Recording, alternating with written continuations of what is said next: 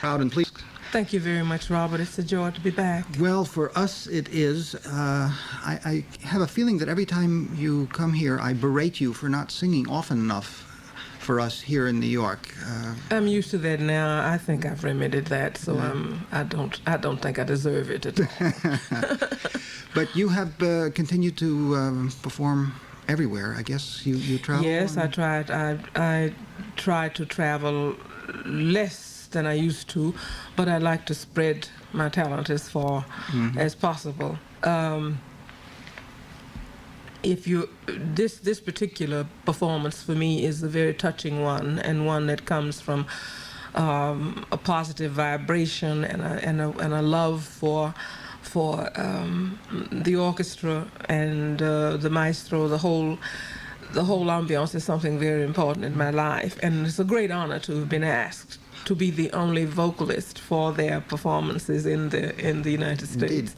It makes me very, very happy, and I'm honored to be a part of this program. Well, after you, who else could they ask? I mean, it would be bound to be anticlimactic, right? So that wouldn't Not work. necessarily. I'd like to think. I'd like to be even more personal about it. I'd like to think that it's a shared admiration, society, and love. When did you first go to Israel? I had the honor of being asked collectively, which is I think a super way to not to be able to say no, and that's collectively by Maestro Mater and by Isaac Stern to participate in the 30th anniversary celebration in Israel, which was a great historical occasion of which I was honored to be a part. And so it's been, for me, a love-in ever since. I've been again, and I intend to go as often as possible. There is, for Jews around the world, there is, Yes. of course, an enormous significance to the accomplishments of Israel. Did you sense that yourself? Did you somehow become part of that pride, or I don't know what it is that some of us feel? Could you feel it as well, coming from a different religious background yourself? I don't think the religious background has anything to do with it. I think that that courage and strength and focus of purpose are contagious. You can be Jewish, Protestant, Catholic, whatever. That's the vibration that I meant. It is a struggles or have no religion. Courage has no religion. Strength has no religion. That's exactly my attitude about it, and that's why I feel that it was an open door for me. I think I gained more strength as I was there, because what I found most addicted to, I think, in the strength of the Israelis is the focus towards the future. And if they can focus towards the future, I think anyone can. Marvelous. Leontyne Price, we are going to begin today with aria from Aida. You're going to be performing it with the Israel Philharmonic here. Yes. And I'm just curious, when you work with the Israel, or indeed the New York Philharmonic, in operatic repertory, how do you find the comparison working with an orchestra that normally doesn't play opera, as opposed to when you record with some of the opera orchestras of Europe that's their métier? Do you sense a difference? Not just of Europe, Robert. I find all major, the fantastic orchestras of the world, I think they find it even more exciting. As a matter of fact, playing classic and all types of literature of various and sundry composers as a collective item for a singular performance, with a maestro. They are pleasantly leggero, I would say, when it comes to accompanying a singer. Fortunately, so far, I choose things that will not put them to sleep. I'm not very heavy into the papa repertoire, so I will intermix, shall we say, if it's a program, if it's a gala, a performance that the maestro and the orchestra for pension funds, etc., ask me particularly for arias. If I will do some that are familiar, I will also try to do some that have a great deal of excitement from an orchestral point of view as well. But then you can't go wrong with Verdi, so it works out okay. performance, Leontyne PRICE with Zubin Mehta and the Israel Philharmonic. The recording actually made at the Mann Auditorium, Tel Aviv, July of 1980. And history will repeat itself because you'll sing that, Leontyne, with Zubin Mehta and the Israel Philharmonic yes, right I'll here have that joy Carnegie Hall. again. It's a lot of fun. That's Carnegie Hall next Wednesday. And is it much more difficult, it would almost seem so, to have that kind of softly sustained aria to sing in one of the big fireworks pieces? Not necessarily. I think it's different. But for one thing, it's actually a request of Maestro Mehta, and it, as a patria mia means, you know, my native land. I think it fits very well for many reasons, you know, and it's followed by a sort of bravura aria, but. I think more or less I'm sort of in the category, I would name myself more or less sometimes Lily Legato, so I think I would like to try it cold like that. Why not? I don't find it any more difficult to do than a bravura aria, no. I don't. As a matter of fact, I think I would be very worried if I could not do them back to back. I see. Yes, yes. And then the bloom has left the rose, unfortunately. Well, that's a long way off. We will pause for a few moments for some announcements and then back to our conversations here in the listening room with Leontyne PRICE. Welcoming Leontyne PRICE to the listening room today. We are talking, among other things, about her upcoming performance on Wednesday, a week from today, with the Israel Philharmonic, conducted by Zubin Mehta. Matter of fact, Zubin Mehta will be our guest this Sunday on our Great Artist series. We have an interview about, so we'll get his viewpoint of the Israel Philharmonic on Sunday after the 5 o'clock news. And next week, if all goes well, we are going to have here in the studio on, I hope, every morning, and if not every morning, most of the mornings, some of the chamber ensembles from the Israel Philharmonic. Oh, how delightful. So there's a flute trio and, you know, all this kind of thing. And we're looking forward to meeting many of the players. So I'm sure it'll be a mutual pleasure. Leontyne PRICE, what else has been keeping you busy these last, through this now ending season? You say you've been traveling a lot. Where have you been? What has been happening with your life? A lot of good singing has been happening with my life. You mean you didn't But hear? I mean, whereabouts? I've only been touring for a little while because I was actually, apropos to your earlier remark, in New York City performing up until the last of March. And then I did some performances in Canada. Recently, a performance with the Cleveland Orchestra, and a few recitals. A recent performance of a new album, which will probably be released hopefully soon, with RCA, of patriotic songs, which was very exciting, I must say. It was, it's, I think, a very needed recording. What sort of pieces? You mean everything patriotic from soups to nuts. I mean, including My Country 'Tis of Thee, actually the Star Spangled Banner, the Battle Hymn of the Republic, America the Beautiful, the Negro National Anthem, Lift Every Voice and Sing. It's a very wonderful mixture of patriotic American expressions. I am willing to bet, without asking the question, that you lavish the same attention and care on that repertory that you would on Verdi. Absolutely, absolutely. It's the same approach, particularly since I am chauvinistically American to the I think to the education of Europeans, etc., when I go different places. After this, I will do some performances. I have a performance in San Francisco of doing the summer opera season there for the opera. After that, I will actually do one more summer date in Garden City, New Jersey, conducted by Henry Lewis, and then I'm going to have a vacation and enjoy my little garden. When is that? The one that Henry Lewis is conducting? Where this is in on June 17th. Oh, because that's the Garden within our... City. That's within the realm of the Exactly. New York vicinity. Absolutely. Good. So that's good to know. Yes. Matter of fact, the next piece we have will be conducted by Henry Lewis. You see, it all comes together. That's exciting. And one other thing, I made a mental note and I forgot it until you mentioned it. The first commercial that we stopped for was the Cleveland Orchestra, and you mentioned that you had recently performed with the Cleveland Orchestra. It was a wonderful experience, really. Well, actually, the phrase you used off the air was, it was a lot of fun. Well, it was. Okay. Singing to me is, period, a lot of fun. That's what I want to know. What goes on before and afterwards, I can never cope with. But the actual singing is the greatest joy in my life.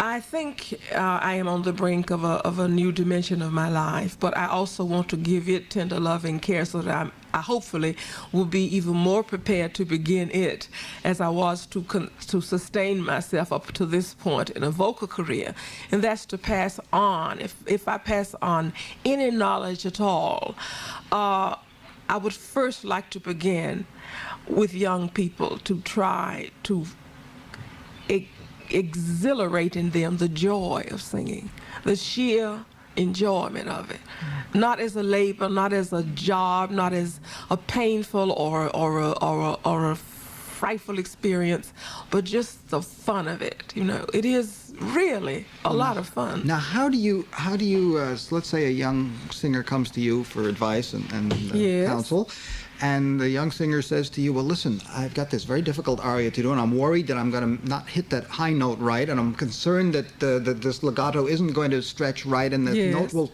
break, and I'm not sure whether the conductor is going to give me the cue, and I'm a nervous wreck. Now, how, in the midst of all that, am I to enjoy myself? Well, the first thing I can tell them is that I feel the same way, even at this point. But there is an element within oneself for the love of your sound first, which automatically making it your best friend. You're bound to enjoy it. It's a love of your own sound as you produce it.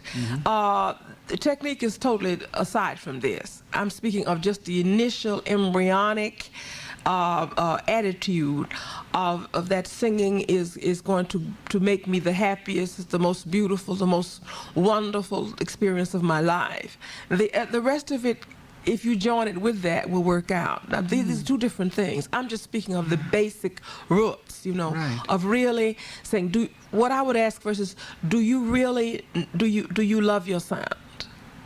If you don't know your sound and love it and get acquainted with it, in other words, do you know the really personal feeling of it when you produce it? I don't care whether it has to do with whether you're learning an aria or not, but just basically, how do you stand with you and your voice? I mean, is it a love affair?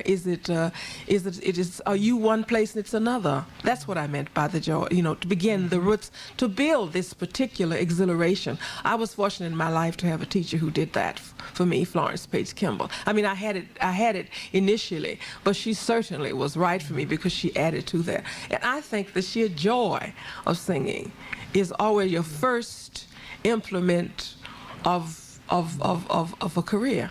Leontyne Price, how much can you actually tell about a performance that you are giving while you are giving it? In other words, when you make a recording, and then after you've made it, you go into the playback room. Is your impression of how you sang pretty close to the way you actually did sing? Yes. Usually when I hear my voice back, oh, Leontine, how arrogant can you get? I said, I might as well continue my arrogance. I really think it's a sound that I can hear with objectivity and total personal vibration. It's just gorgeous to me. Yeah. Now, then after I get through that stage, then I can be so critical. I am my most severest critic. No matter what is happening, if someone tells me something is good, I know basically whether it is or not, and nothing ever changes that. But the sheer sound of my voice is.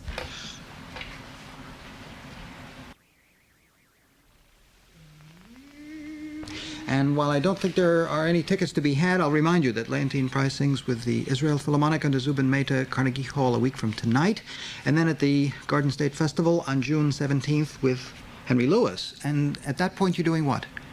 With Maestro Lewis, we're doing actually the Liebstod again. Oh, you are? Yes, and that wasn't on purpose, folks. No, always clicking. Mozart, Puccini, Wagner, and I think some Chilea. It's one of those summer festival. You know, the programs. The span of repertory that you have is really quite extraordinary. You were talking about the, Star Spangled Banner before. Yes, you have recorded spirituals. Matter of fact, even on this album that the Wagner Liebestod is on, you do a piece of Handel, you do Casta Diva, you do Soliloquy and Prayer from Benjamin Britten. Fabulous piece. So, in other words, you really span every conceivable range. This doesn't tax you in any way? No, it doesn't, Robert. I have a voice that is not a cutting instrument. That's why I meant earlier by saying know it. Yes. And to accent on those things that you do, I'd rather do something superbly than to do 5,000 things in a mediocre way. But you do 5,000 things superbly. That's what I'm getting you're at. You're very kind, Rob. I love you too. The point is that I have a voice that has palettes. It's like a color with palettes, and I use them for different. The technique is basically the same, but I use them for different types of literature, and I can switch from style to style. This list, of course, is from a series with my good friend Richard Moore that we had some just the years alone, collective and separately, making the list for all these recordings of prima donnas. This is the 5th one, and I'm happy to say that received my last Grammy with this performance. It's due to his knowledge and his know-how about my instrument and my own, and we've had a lot of fun getting some of this strange, wonderful repertoire out. Can I ask you what Volume 6 is going to contain? I don't know if there will be a Volume 6, but why not? Sure, exactly. Why not? As long as I can stand, why not? All right. Well, we will look ahead to that, among other things. Thank you. And right now we will pause for our final commercials here.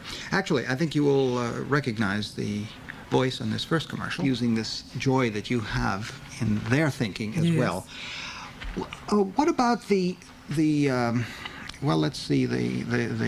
woodshedding that has to go into the concert preparation of a piece? Do you still work? I don't know how to phrase the question exactly, but do you still work as hard? All right. Do you still work as hard now as you did when you were beginning your career? Harder, Robert. I mean, now you could coast a little bit, but you don't do it. That's exactly the time that you can't, because then you're bound to become totally stagnant and lose a bit of vibrance, I think. I work harder now. As a matter of fact, when I leave this interview, I'm on my way to my dear friend David Garvey, who has been my pianist since the year one, and that's quite a special mariage, which is still very productive. To start on a program and some literature that we're doing for next season. We start a year ahead because I don't like to be on stage and try to think about what comes next. I like it to be so totally in my pores, particularly before you come to the major areas like New York, San Francisco. These places you must be totally cold and very sure, so you can enjoy your own instrument. You see, I work harder because I think with exposure, responsibility, and success, it behooves you to work harder. What precisely does that mean? Work harder? Do you? There are many facets of my instruments that you grew up as an instrumentalist. Yeah, because your mother was a successful pianist. So but I know what it means to practice scales or something. Well, but do you practice scales? Well, singers have their own. We have various types of ways of doing things. Yes, I do. But you do that. I do that maybe not every day. I have another colleague who agrees. You should save some of it. For the public isn't interested in your warming up. Yeah. No, but I mean, I try to perfect my technique even more because there are many areas of the voice that are better than at this mature stage of my life and career than they were before, and frankly, have improved a number of the weak points, I think, and this is a very great challenge. And that as I work, if when I do get involved with youngsters, I'll be able to tell them exactly how to walk this particular connecting line. No, I work very hard. Are you planning specific teaching? I mean, mean, you sound I'm as not though trying to something's be imminent. elusive. Something is in the. I think it will be in the work in the not too distant future. I'm actually studying too, because you know the youngsters these days are totally atomic, and you have to have almost. Why not try to have at least half the answers, because they're going to want them all. And it's like preparing for performance. That's exactly what I'm doing. But I hope to soon. All right. Well, again, that's just another piece of information we have to wait for with bated breath, but Not eventually. too long. Not too long. No, All no. right. Meanwhile, we only have a week to wait before Leontyne Price sings with Zubin Mehta and the Israel Philharmonic, and we only have about 5 seconds to wait before we hear the recording of Leontyne Price with Israel Philharmonic and Zubin Mehta. This time, aria from Ernani. We've touched all bases today. I'm glad. Leontyne I Price. like to be ambidextrous. Absolutely. Ernani, the opera this time of Verdi, and once again Zubin Mehta with the Israel Philharmonic. And we've chosen these two arias from this particular album to, mark the occasion a week from tonight when Leontyne Price performs with the Israel Philharmonic, the orchestra here on tour in the United States, of course, and this will be at Carnegie Hall and Zubin Mehta conducting. Well, it has been, again, no surprise, but a great delight to have you with us. It's always a joy to be with you, Robert. We go back a long way. Yes, I guess so. But, Thank you. As there's always something new to discover, I found so many new things about you today. You're very gallant. Thanks a lot. We will look ahead also, as I said, Leontyne Price performing at the Garden State Festival. That's with Henry Lewis, and that'll be on June 17th. So you will want to mark down that date as well. Which the Exxon Foundation has prepared special school tie-ins, which will try to introduce more young people to classical music. And since you spent a couple of years as a teacher in the Cincinnati Public Schools, I think it was, Yes. I'm wondering what you feel are the best ways to get young people involved, first of all in listening to classical music, and then having some sort of identification and connection with it. I would say that a public school teacher has an excellent opportunity to introduce children to the joys of music. Ideally, if that could also be supplemented in the home, if the parents had an interest in music, it doesn't have to be classical music, but just in music and have a lot of music in the home, I think that also helps to stimulate the child's interest when he is there in the classroom. I taught grades 4, 5, and 6 general music in the inner city of Cincinnati for 2 years. In an elementary school program, the basis of the music program is singing, but it's integrated with all sorts of things, movement, instruments. I taught the Orff instruments. We used the Kodai system of hand signals to help the children relate physically to the notes of the scale. We did lots of dances, square dances, different ethnic dances. And as I said, the basis of the music program is singing.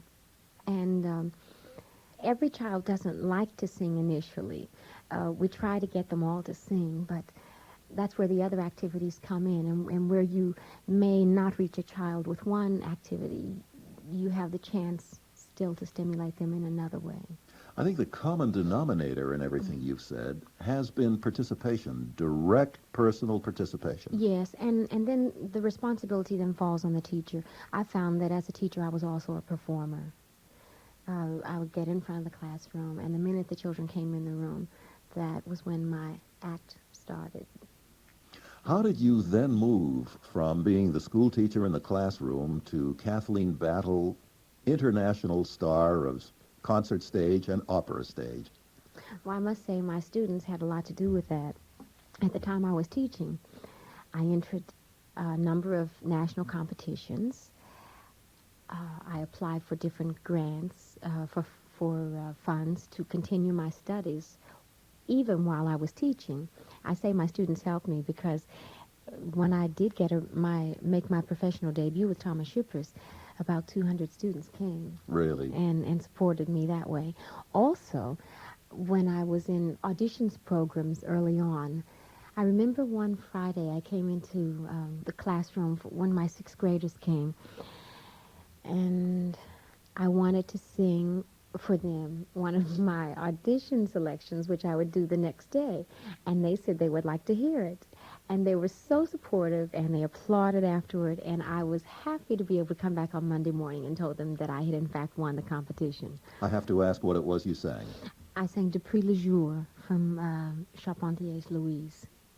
So far, we've been Cincinnati-centered, and I suppose that's inevitable. You mentioned Thomas Shippers. That must have been during his music directorship of the Cincinnati Symphony. That's right. And I think your connection with James Levine came about when he was the music director of the May Festival in Cincinnati. That's right. Tell us about your first and early associations with Mr. Levine. My first audition for him came about. He needed a soprano for the third soprano part, a small part at the end of Mahler's Eighth Symphony. The Heavenly Voice? Yes, Uh-huh. yes, Mater Gloriosa. Yes. And I did the audition for him and subsequently performed it with him at the Cincinnati May Festival. He then invited me to sing it at the Ravinia Festival with him the following year. We did Tannhäuser in concert form first in Cincinnati at the May Festival. That then became the opera of my Met debut in 1977, the role of the shepherd in Tannhäuser with Mr. Levine. So. And it's been a happy association with Mr. Levine as well in the concert hall, because with him you have sung with the New York Philharmonic on a number of occasions. Yes, I have. I think the Philharmonic debut was in the Mahler Festival. With, That's right. Yes, 75, I guess that was. Yes. Kathleen, the Mozart C minor Mass that we're going to be hearing in the second part of the program offers you some wonderful moments. Yes, it does. It's a piece that is particularly special to me. Ever since 1975 or 76, basically this quartet has sung this piece with James Levine in different settings with different orchestras. And I must say that doing it more and more makes it more a part of you. It becomes easier.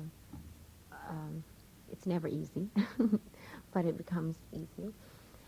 For example, for the soprano, there's the wonderful aria Et Incarnatus Est, which is a very, very special piece to me. The economy of means that Mozart employs in this piece, for example, that long cadenza at the end on Et Homo Factus Est, is simply with the solo soprano and a small, small wind group. And the atmosphere that Mozart is able to create at that moment is something unreal for me. It reminds me a bit of the last soprano aria in Bach's St. Matthew Passion, Aus Liebe ist mein Heiland sterben, which also is a similar combination. The winds, just a small, small wind group, and the soprano voice. And I know that Mozart was influenced in his lifetime by Bach. And I think that these two pieces have a similar kind of feel to them, and I enjoy singing them. A question which I'm sure you're asked all the time, and yet I feel that it's one that I must ask, and I'm sure our audience will be interested. Is there any difference in preparation for appearing with a symphony orchestra as against preparations for singing a part on the opera stage? I think that most singers would agree with me that to sing in a concert, an oratorio with a symphony orchestra, versus to sing an opera makes, I feel anyway, it makes no different demands on me technically, the singing part.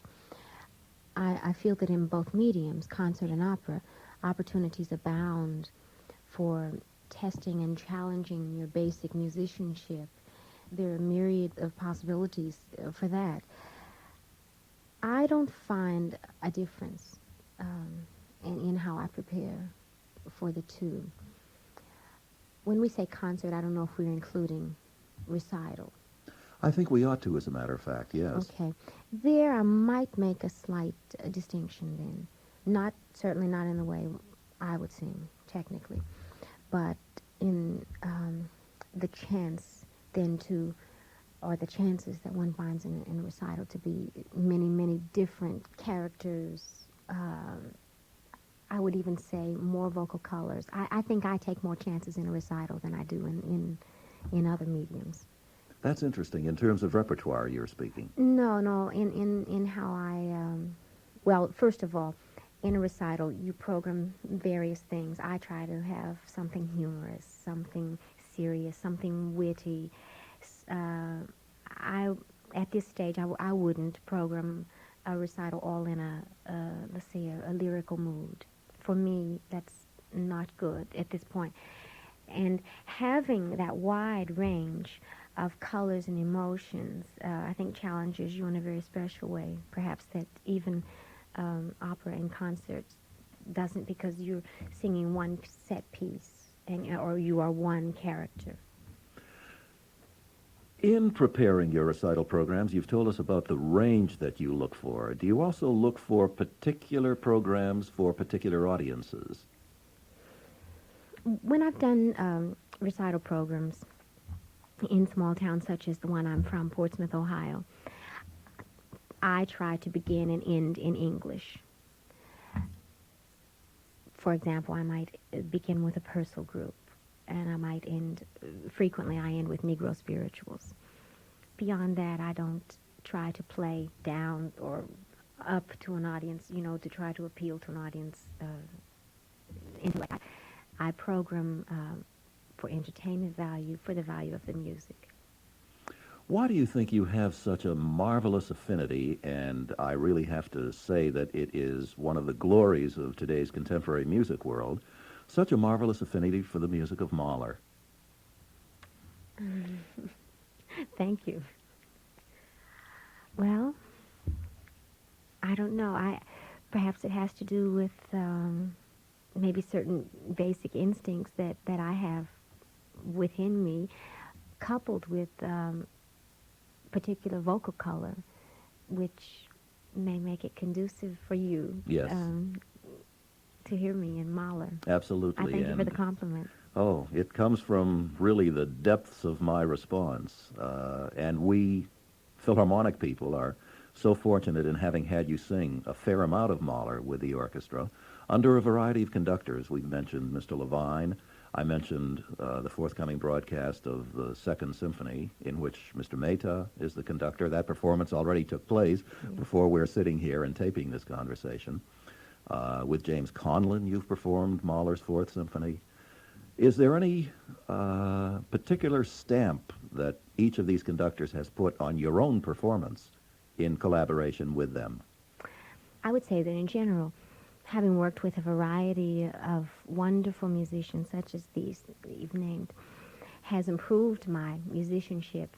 It's funny, but good musicians have a way of arriving at their goal through many different avenues. And it's interesting to see this melding together and how different people will have a different angle on something and will say it to you in such a way, and it will maybe make it clearer to you just what they want.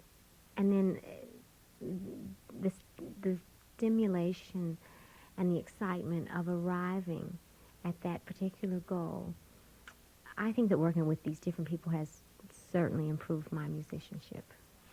We've mentioned Zubin Mehta, James Levine, James Conlon. There is also a conductor with whom you have worked in Europe, I believe it was, who has been a frequent guest conductor of the New York Philharmonic, Bernard Haitink. That's right. I had the privilege of working with him at the Glyndebourne Festival on a Haydn opera about 2 years ago, La Fedeltà Premiata. And I also will work with him in a future season at the Metropolitan in a Mozart opera. I'm looking forward to that. That's good news. We'll look forward to that along with you, Kathleen. 81-82 at the Met was a particularly active season for you, wasn't it? Yes. I sang 5 different parts. 3 of them are Mozart roles. Pamina in Magic Flute, Blonda in The Abduction from the Seraglio, and Despina in Così fan tutte. along with the shepherd in Tannhäuser and Rosina in the Barber of Seville. Does that pretty well define your operatic interests at this point?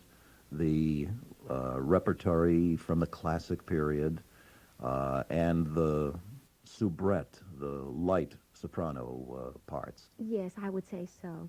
The Mozart roles in conjunction with the Donizetti and Rossini are very representative of my operatic repertoire at this time. Also, the Strauss, for example, Sophie in Rosenkavalier. Not Salome. No, not Salome. Kathleen BATTLE, it's always a pleasure to welcome you to the performance stage whenever and wherever you appear. And it has been a special pleasure to welcome you to our broadcast microphone today. Thank you. Thank you very much, Martin. For me, I did Bach's Wedding Cantata, number 202, and in the second half, we turned around and did the Lulu Suite. Now, that was my first time singing it, and we subsequently recorded it. Lulu, I know you're going to ask me this question, because a lot of people have. Are you planning to do it on stage? The answer is no. It was... It's a highly convoluted vocal line, and within that I try to find possibilities for legato the same way I would in a Mozart piece or a Vivaldi or any piece.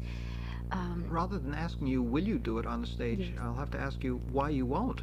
I mean, if it works in the recording studio, why would it not work on the opera stage? I think at this point in my career, it may be a question of temperament as well as vocal. You mean you're not mean and equipment. nasty enough yet? No, I don't know that she's all that mean and nasty to begin with. She's a very complex personality, and I don't feel that I could do justice to the entire role on stage. Therefore, I wouldn't do it at this point. I see. But we do have the song of Lulu. Yeah. The song of Lulu from the Albenberg Suite. And our guest today, Kathleen BATTLE. I'm trying to remember whether we used that section or another when Michael Gillen was here. Yes. But we did talk about this wonderful new recording, and it is Maestro Gillen at the head of the Cincinnati Symphony. Kathleen BATTLE, you said you went to school and your career really began in Cincinnati. How did it take shape for you? At what point in your life did you become convinced that this is what you were going to devote your life to? I taught public school in Cincinnati for 2 years, grades 4, 5, and 6, general music. During that time, I had a soloist job at one of the big churches in Cincinnati, and my girlfriend was the secretary to Thomas Shippers.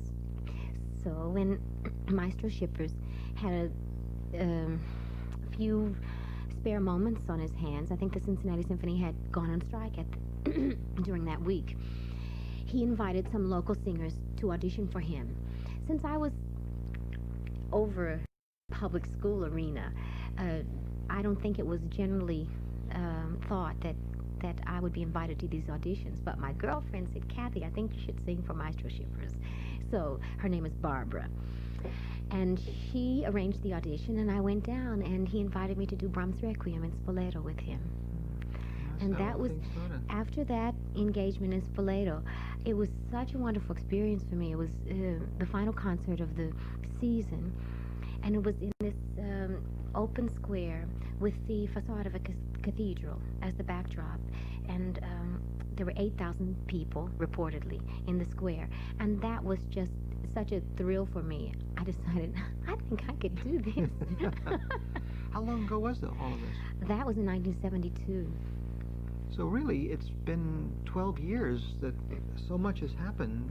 Yes, and I have to say that really my career didn't start full-time at that time.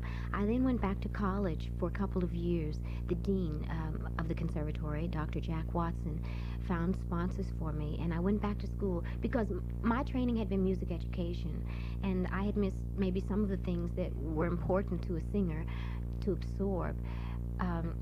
And I went back and took some of those courses, just for, not for credit, not for degree credit. And this versatility that seems to be so much a part of your musical makeup. This is intuitive? This just sort of happens? I think it's a part of my training. I'm a big advocate of music education. That was my training, teacher training. And I'm also convinced that a lot of my basic musicianship came from singing in choruses at the school. I'm working in ensembles. So as a result, I think a lot of my career, the tone of it has a lot to do with collaborative efforts, my collaboration with James Levine. To me, this series is so important for me, to collaborate with Christopher Parkin guitar, to collaborate with Florence Cuivar, because I think I'm about ensemble and collaborative efforts. That, again, makes entire sense. It does come together in a very logical way. Yes, I think so. Let me briefly remind you of some of the March events that will be featuring Kathleen BATTLE. We can start tomorrow, Arabella at the Met. Then on Sunday, her recital, the second in the series of Kathleen BATTLE and Friends at Alice Tully Hall, as we said, with pianist Lawrence Grobak and guitarist Christopher Parkening. Then on Tuesday, she'll be back at the Met for more Arabellas, which a run that extends through the 17th and the matinee broadcast. Meanwhile, she'll be preparing for the March 19th performance with Musica Sacra, that's at Fisher Hall, of Handel's Solomon. So you get in a little of everything, don't you? And we are going to complete the picture here, or at least round out a circle, since we've had the Lulu suite. We're now going to go to Mozart, which is the one composer, I guess, outside of Bach that we haven't really dealt with. And tell us about Così fan tutte. This recording was done live at Salzburg in the summer of 1982, the first year of the production, the new production of Così fan tutte. Riccardo Muti is conducting. It was a new production by Michael Hampe, director. And this recording came, it was a spontaneous decision. We were in the middle of the run, and they decided that perhaps this would be a nice cast to have a record of. So it's a live performance, and you'll hear footsteps, and you'll probably hear our voices go in and out, away from the microphone. So it has all of the good points also of a live recording. Did that put, or did that not put, extraordinarily extra pressure on you, knowing that this is going to be taped and issued and kept there forever and ever? Yes, it's so funny. I have to share with you an experience this year from this past summer. We taped it for TV this past summer, and they used a live tape from the previous performance for our rehearsals. We had to rehearse quite a lot for the camera angles and so forth. So we didn't want to wear out our voices, so they played this tape. And if if you came to know exactly where your mistakes were going to come from the repeated playing of this tape, and you would already screw up your face thinking, oh no, here it comes. I see. That must have made the cameraman very happy indeed. Well, at any rate, let us return to the recording as promised, and the aria as Kathleen BATTLE sings in Così fan tutte. And at this point, I think we will have to leave the Salzburg Festival. We heard this marvelous scene from Mozart's Così fan tutte. Our guest today, Kathleen BATTLE, as Despina. We also heard Margaret Marshall and Agnes Balsa, and they rested there with Riccardo Muti conducting the Vienna Philharmonic. And this was taped as it happened. As it happened, yes. Oh, very exciting indeed. Well, Kathleen BATTLE, it has been a joy to have you back. I'm so pleased that your career has been flourishing in these wonderful and varied ways. And Thank you very we much. hope to see you back here soon again. Thank you. I hope to come soon. So, again, very briefly, tomorrow and again on Tuesday, Arabella at... Your career seems to be made up of challenges. Almost everything you sing are among the most difficult roles in opera. And I'm going to begin by asking you, for your voice, how difficult do you find the role of Constanze? It is always a question of the day. One day I feel wonderful for the high notes, one day I'm absolutely fantastic in the low, and it is, we say, the form of the day. And also it is a question of what I have done before. When you, for example, have done a recital, you feel very good for Constanze because the voice is calm and relaxed, and when you have rehearsed a part like Elettra in Idomeneo, then you are a little bit tired, then it is very difficult to get the very long role of Constanze. But first of all, I have to explain that Mozart has written the Constanze for two kinds of soprano, for one lyric and one dramatic coloratura, because the time before Lili Lehmann, the sopranos sang the Traurigkeit aria or they sang Martha aller Arten. But to sing both of this very long, it is new, and Mozart has not wished to do both of the big arias. And now the challenge is enormous. Each stage of the world wants to have the both big arias. And this is what Mozart have never expected. You know, there's something else about this role that I want to ask you. I want to ask you, what type of voice do you feel is best for Constanze? Because sometimes the tradition in Europe is different than it is in America. In Europe, very often they cast this role with a light voice, a coloratura the size of Erika Kurth, who I'm sure you know and some of the audience know. In America, we have always liked a heavier voice that had the agility. Which type of voice do you think is best for this role, Miss Mildred? I think first of all it is dependent from the big house or a small house. For a small house it is not necessary to have such a big voice like for a big Queen of the Night or a real high dramatic coloratura soprano. It is first of all dependent from this. And in the Metropolitan Opera they want to have always the giants. And you cannot make with a small voice like Erika Kurth. She cannot convince a house from 4,000 people with a small voice, but she has absolutely not so many difficulties to get in the fast, high notes like D. You have 8 Ds in the first aria when you go out. This is, of course, much easier for a light voice, but to be Constanze, really to be the human being of this great character, I think it is necessary to have a bigger voice than Erika Kurth. I would agree with you. I think the audience would like to know something about your background, how you began your operatic career, and I will tell you that I know that she made her stage debut in Butterfly, but not as Cho-Cho-San. So maybe you will tell us how you began. Well, I think it was the most exciting moment in my life when I was in the State Opera in Berlin as a student, and I sang Kate Pinkerton, and my heart was knocking because the over orchestra and the whole house could hear the duk duk duk duk duk when I came out with, and I was so beautiful. I had a wonderful hair, and I had such a big head, and nobody could see my marvelous face. and we worked for hours about my marvelous coiffure and everything, and the head was so big that nobody could see. That was my great beginning with Kate Pinkerton. And this was in the time when I was a student, and the Pilar Lorenga was in this production, my first Butterfly, my adored Butterfly.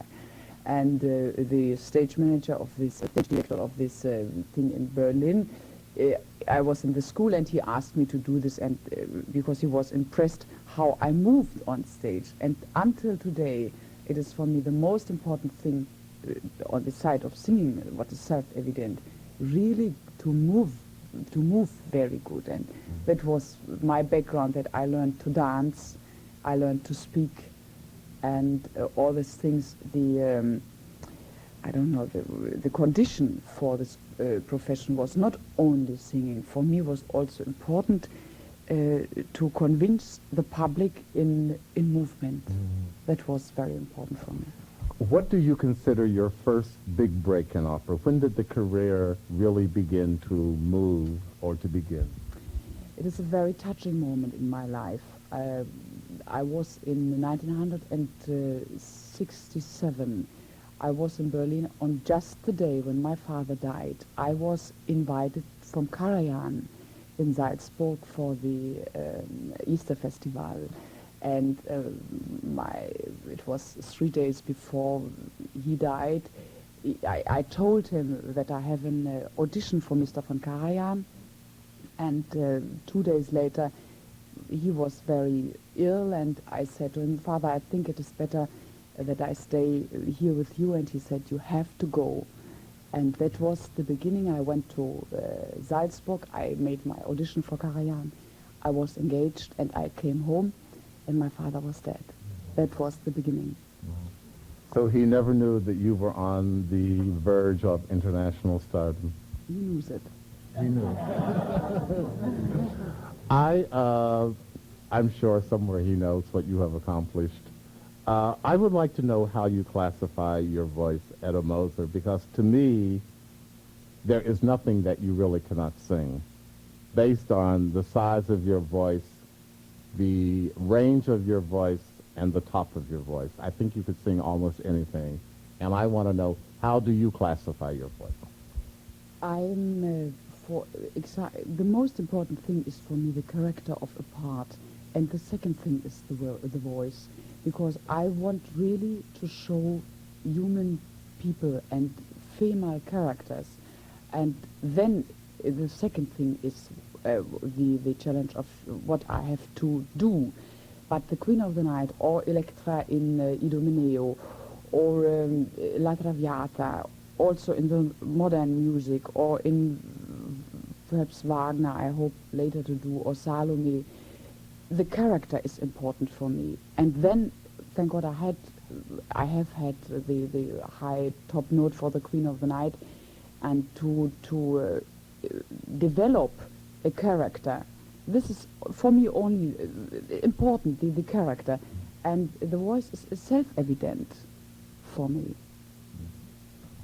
Based on the description I just gave of your voice, many people have wondered why certain roles do not appear in your repertoire. For example, why have you not sung many of the Italian coloratura parts, which you certainly would be able to sing? Well, it is a curse in my life to have a German name. This is that in Germany they expect, if somebody sings La Traviata or Gilda and Rigoletto, at least you need a name Smith from Cincinnati. Then you are absolutely guaranteed for this role. This is in Germany, but I think in America is probably the problem for the American singers also. But they want to have Italian names, and my parents has sacrificed so much money for my studies.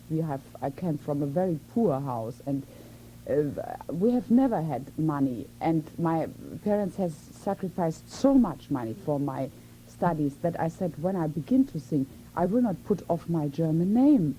And I said, I take my German name, and when I will give not Italian roles for me, so what? Then I have to do other roles.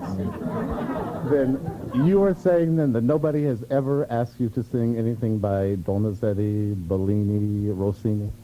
I had the great luck. It is now, I think, 6 years before I had the possibility to sing Lucia in Hamburg for 3 or 4 performances with Maestro Pavarotti. And I think it was one of the greatest moments in my life. And Pavarotti was very content, but the public said, but she has only a German name.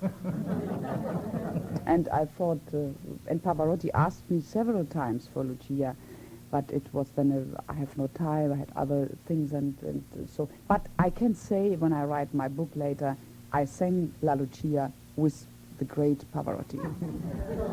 What about some of the German roles that I would have thought you might have sung, and maybe you have? 2 roles that came to my mind were Sophie, and certainly the Marschallin too, maybe at different times, and Zerbinetta. I think it is also very dependent from the body, how you look. When I will sing Zerbinetta, nobody will believe me, because I'm too tall, and in my face and in all my gesture, I am not Zerbinetta. And if German is my language, really my language, and I think Salome and Marschallin and also Elisabeth and the stupid Elsa, it's just so wonderful things to express in the language. that I wanted to do not only the music, also to express the words, like Constanze when she said, Herr, ich bin schuldig. This is so wonderful to speak. I love the language also, and this I can find in roles from Hugo von Hofmannsthal and Oscar Wilde and so on.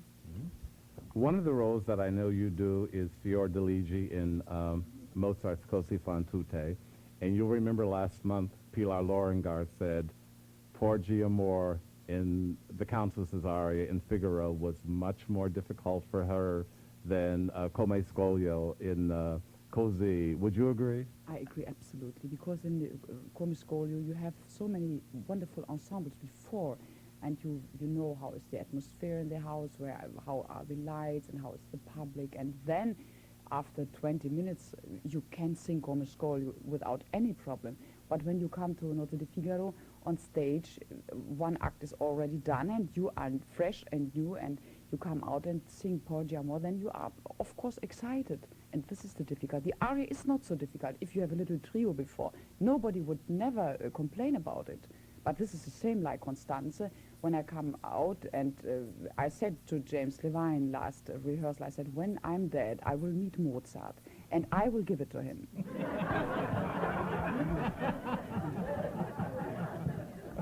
Well, thank goodness you're still living, and you have done many things that other people have not done. For example, she has made the only recording of Beethoven's Leonore, which is the first version of Fidelio, and of course it's called Leonore instead of Fidelio.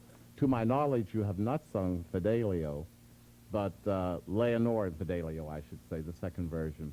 But I remember when the reviews came out, they complimented you on the work, and they said they thought the music and the first version of the aria was even more horrendous and difficult than the second version.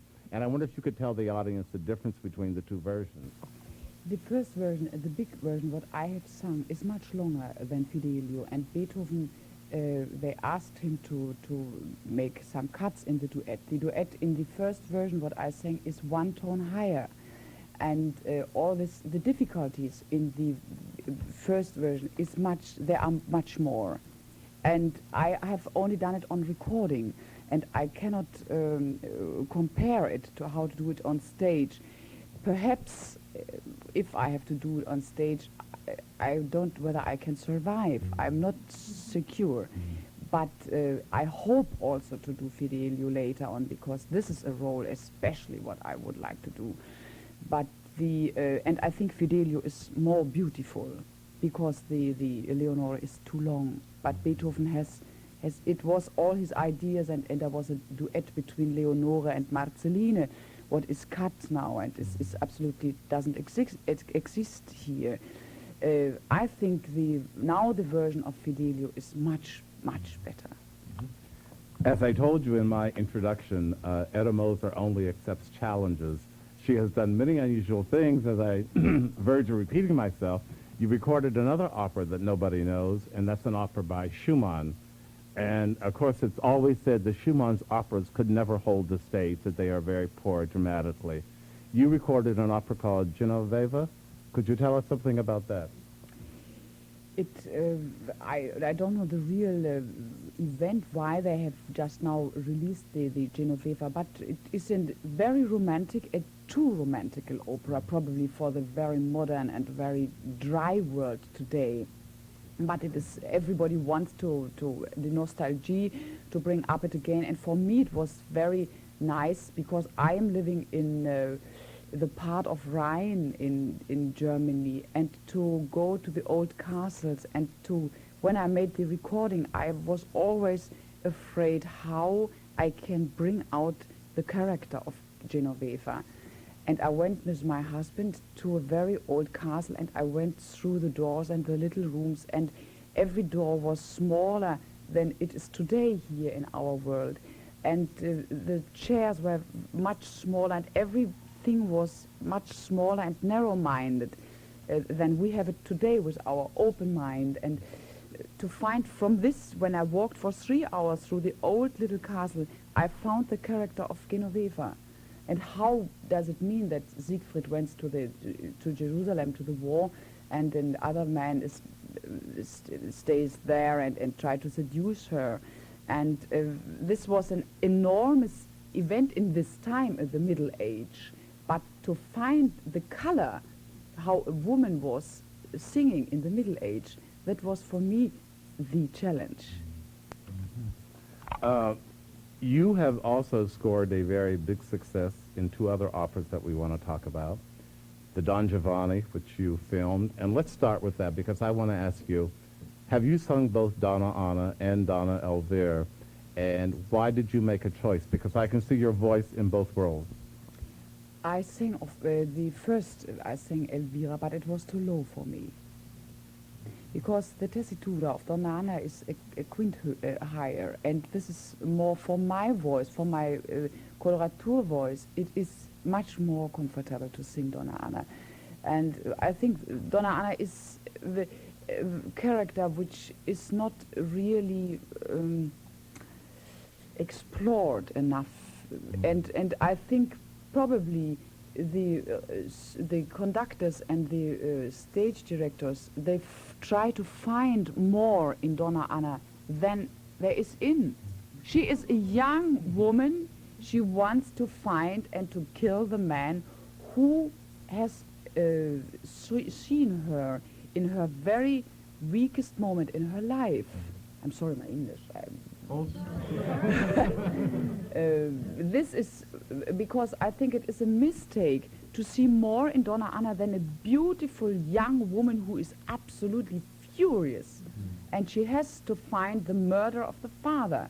And she has to find the man who tries to seduce her. That is all. There is not more. Well, I'm interested that you say that because many people say that Elvira is a more interesting character and her music is more interesting and more difficult. It's true. I agree absolutely. Because Donna Anna has two wonderful moments to sing. This is Non mi dir aria and the moment in the sextet that is Lascia, lascia, this is a very beautiful moment. The Orsai chi l'onore is a furious aria, and you have to have a very good conductor who helps you over it, that the recitative is interesting. The recitative before is very interesting. But the aria Orsai chi l'onore is not so, because it's not like the Non mi dir aria. I don't like it very much. But in the film, to do Donna Anna in the film was a wonderful task for me, of course. We had Rolf Lieberman here as our guest, and he told us something about making this. And I wanted to ask you, how did you enjoy making that film? I expected much more. This is what overall I have to say, because we had the wonderful time to live and to work in the house of Palladio. Who has the chance to be for 9 weeks in landscape and in houses which are built around 1500 and between 1530 and 80, and to have their real life. And this was for me a wonderful moment when I first went into the La Rotonda, where we had done the film. It was for me a great honor, of course, first of all. And to work with Raimondi was marvelous. And to meet the film world, what is unknown for a poor opera singer. It was so exciting for us. When the film, I think, I love really Joe Luce, and he's a great man, and he is a genius man. But to know and to work Don Giovanni and to direct Don Giovanni, he must go to an opera house to know what means when the man of stone is coming in the evening. And he never has seen it on stage, because he said to me he will not be involved, and I think, or influenced. And I think this is a mistake, because you only know what does it mean when he is in the end coming. And for example, there are so wonderful productions from Zeffirelli. I sing always in Wien, Donna Anna, in Vienna. And the production from Zeffirelli is absolutely great. I would, if I started all over, I would change it, although not so much, because in my opinion, if one forces the middle range or the lower range when one is very young as a singer, then it usually hurts a little bit the top. And since I'm a soprano, very high soprano, dramatic soprano, I get paid from top notes. Those glorious B flats. You have the most beautiful B flat in the business. Hermes, yes, I know. Along with other notes as well. Thank you. You've sung with most of the greatest conductors of the last decades. Furtwängler and Knappertsbusch. Oh, yes. Reiner, the Verdi Karajan. Requiem, Karajan, and very importantly, the late Karl Böhm, who I know was very close to you. Well, Dr. Böhm, this is my great musical father, friend. And I made the last work with him when he was already very sick. He wanted to do the movie and The Electra. The Electra. It was hard work because I sang for more than 30 years Chrysothemis, and I'm still singing Chrysothemis. So I said to him, I don't sing, I'm Electra. And he said, for once I want to hear a Electra as beautiful song as possible. It's not necessary to yell and pang and sing like a Brunhilde. So I hope you will see it and hear it. As people told me, which have heard it already, said it sounds quite good. So I hope. We're looking forward to it. When will that be telecast? Not before the end of next year. Mm. And I think it will be first in the movie. It's a movie. Mm-hmm. And then on television. It'll be shown in theaters? I think so, yes. Probably It is in Europe not for- and television here. Yes. It's not good for television. It's such a huge, enormous set. And the whole concept is so unbelievable. But you see, I was so much in this production. I say to my husband, this is either a smash or it's a complete flop. There's nothing in between. A movie. I'm talking now of the movie, not a tape. Well, with the artists in it, with you and Böhm, it's great. got to be a smash. It is a great cast. It's Fischer, Scott, Lucas, Orested, Astrid Warner. Really, they gave him the best. Yes, it would Although be, it was exhausting. because of your beautiful Chrysothemis from the Met, it would be fun to splice the two together and have you doing both parts. Good idea, but too late. The operas of Strauss have obviously played a very important part in your career.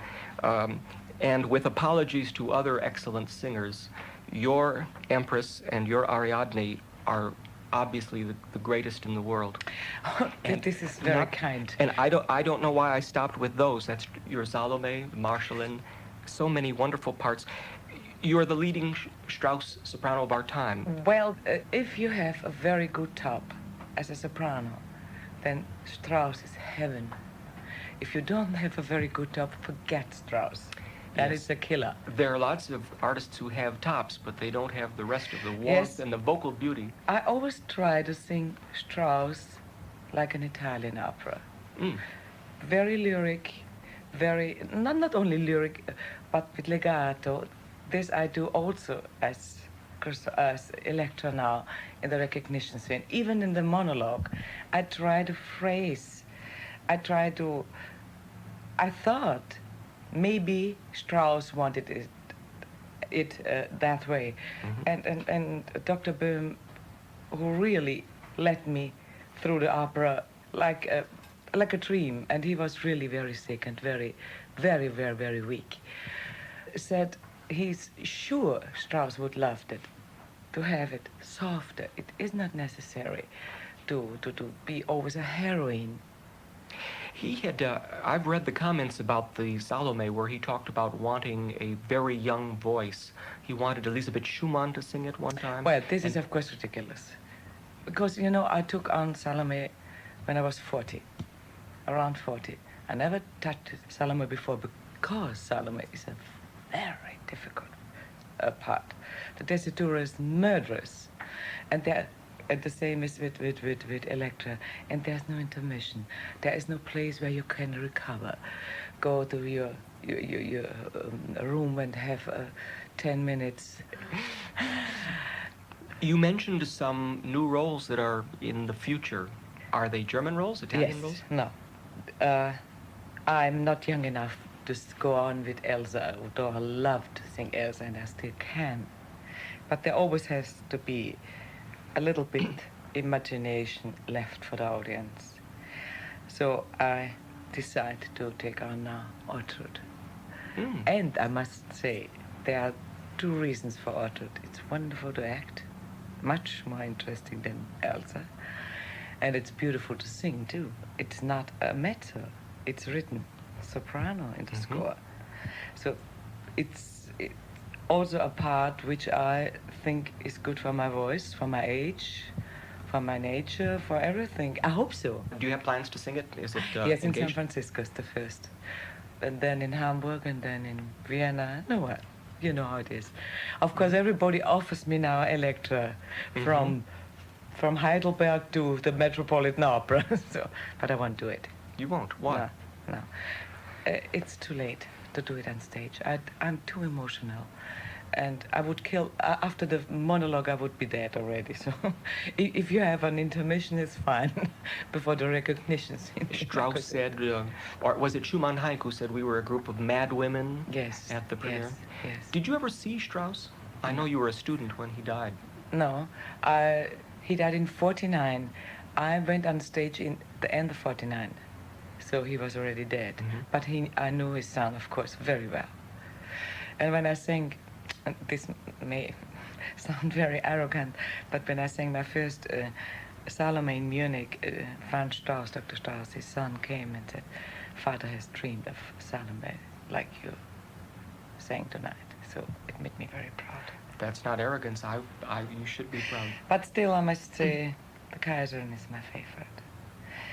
I think I made the work for Frau ohne Schatten with Dr. Böhm and the cast, the original cast with Christa Ludwig and now with Birgit Nielsen. We made it really come alive. It never was a big success, you know. After the war, it became suddenly all over the world a tremendous success. In this country, it's except for San Francisco, no one had heard of it. That, yes, you never the production. did it here. No, we never did it in Chicago. It's coming in 2 or 3 years. Yeah, well, you know, you need 5 first-class singers. Otherwise, forget it. And you need a great orchestra, and you need a very good conductor. But then, it's a beautiful opera. There were rumors for a long time that Rysanek would sing Isolde. What happened? This was offered to me 14 years ago. I already said yes to make my first Isolde with Kleiber, Carlos Kleiber, the great son of the great Erich Kleiber, with whom I sang also. And I said yes. And I worked very hard on it and fell in love with the part. And Dr. Böhm, I came to the Metropolitan to make the new production of Rosenkavalier. And Böhm said to me, "What do I hear? What are you studying? Isolde?" I said, "Yes. Don't you think it's right for me? It's for my voice."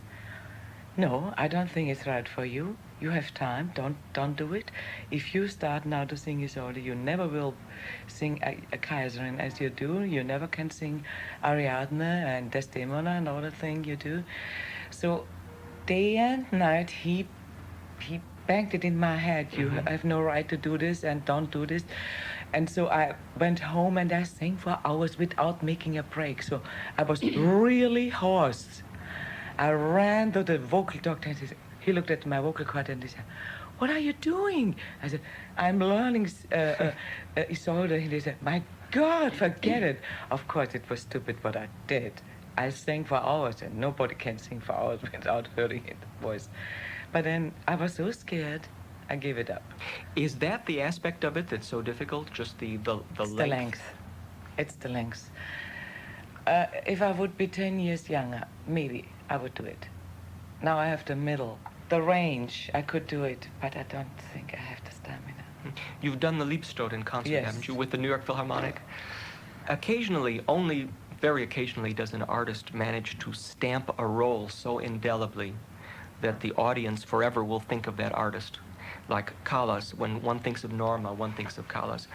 And certainly for Ariadne or the Empress or Chrysothemis, people think of you. You're a legend. Well, how does it feel it's to a be? compliment, but it also reminds me how old I am, which doesn't make me very unhappy. If it's over tomorrow, I had a wonderful life. I had my crisis, terrible crisis. All the singers, every singer has it. I was lucky enough to be young enough when it came. If it would be over, as I said, I must say, God, I thank you for a wonderful life. But I try to go on and take new roads, as I said. Have you ever sung the 4 last songs of Strauss? Only for myself, not on stage now. It's too late too. I too lyric. dreamed of your voice in that music. Well, I tried again at home. If it's good enough, I do it in the concert. Terrific.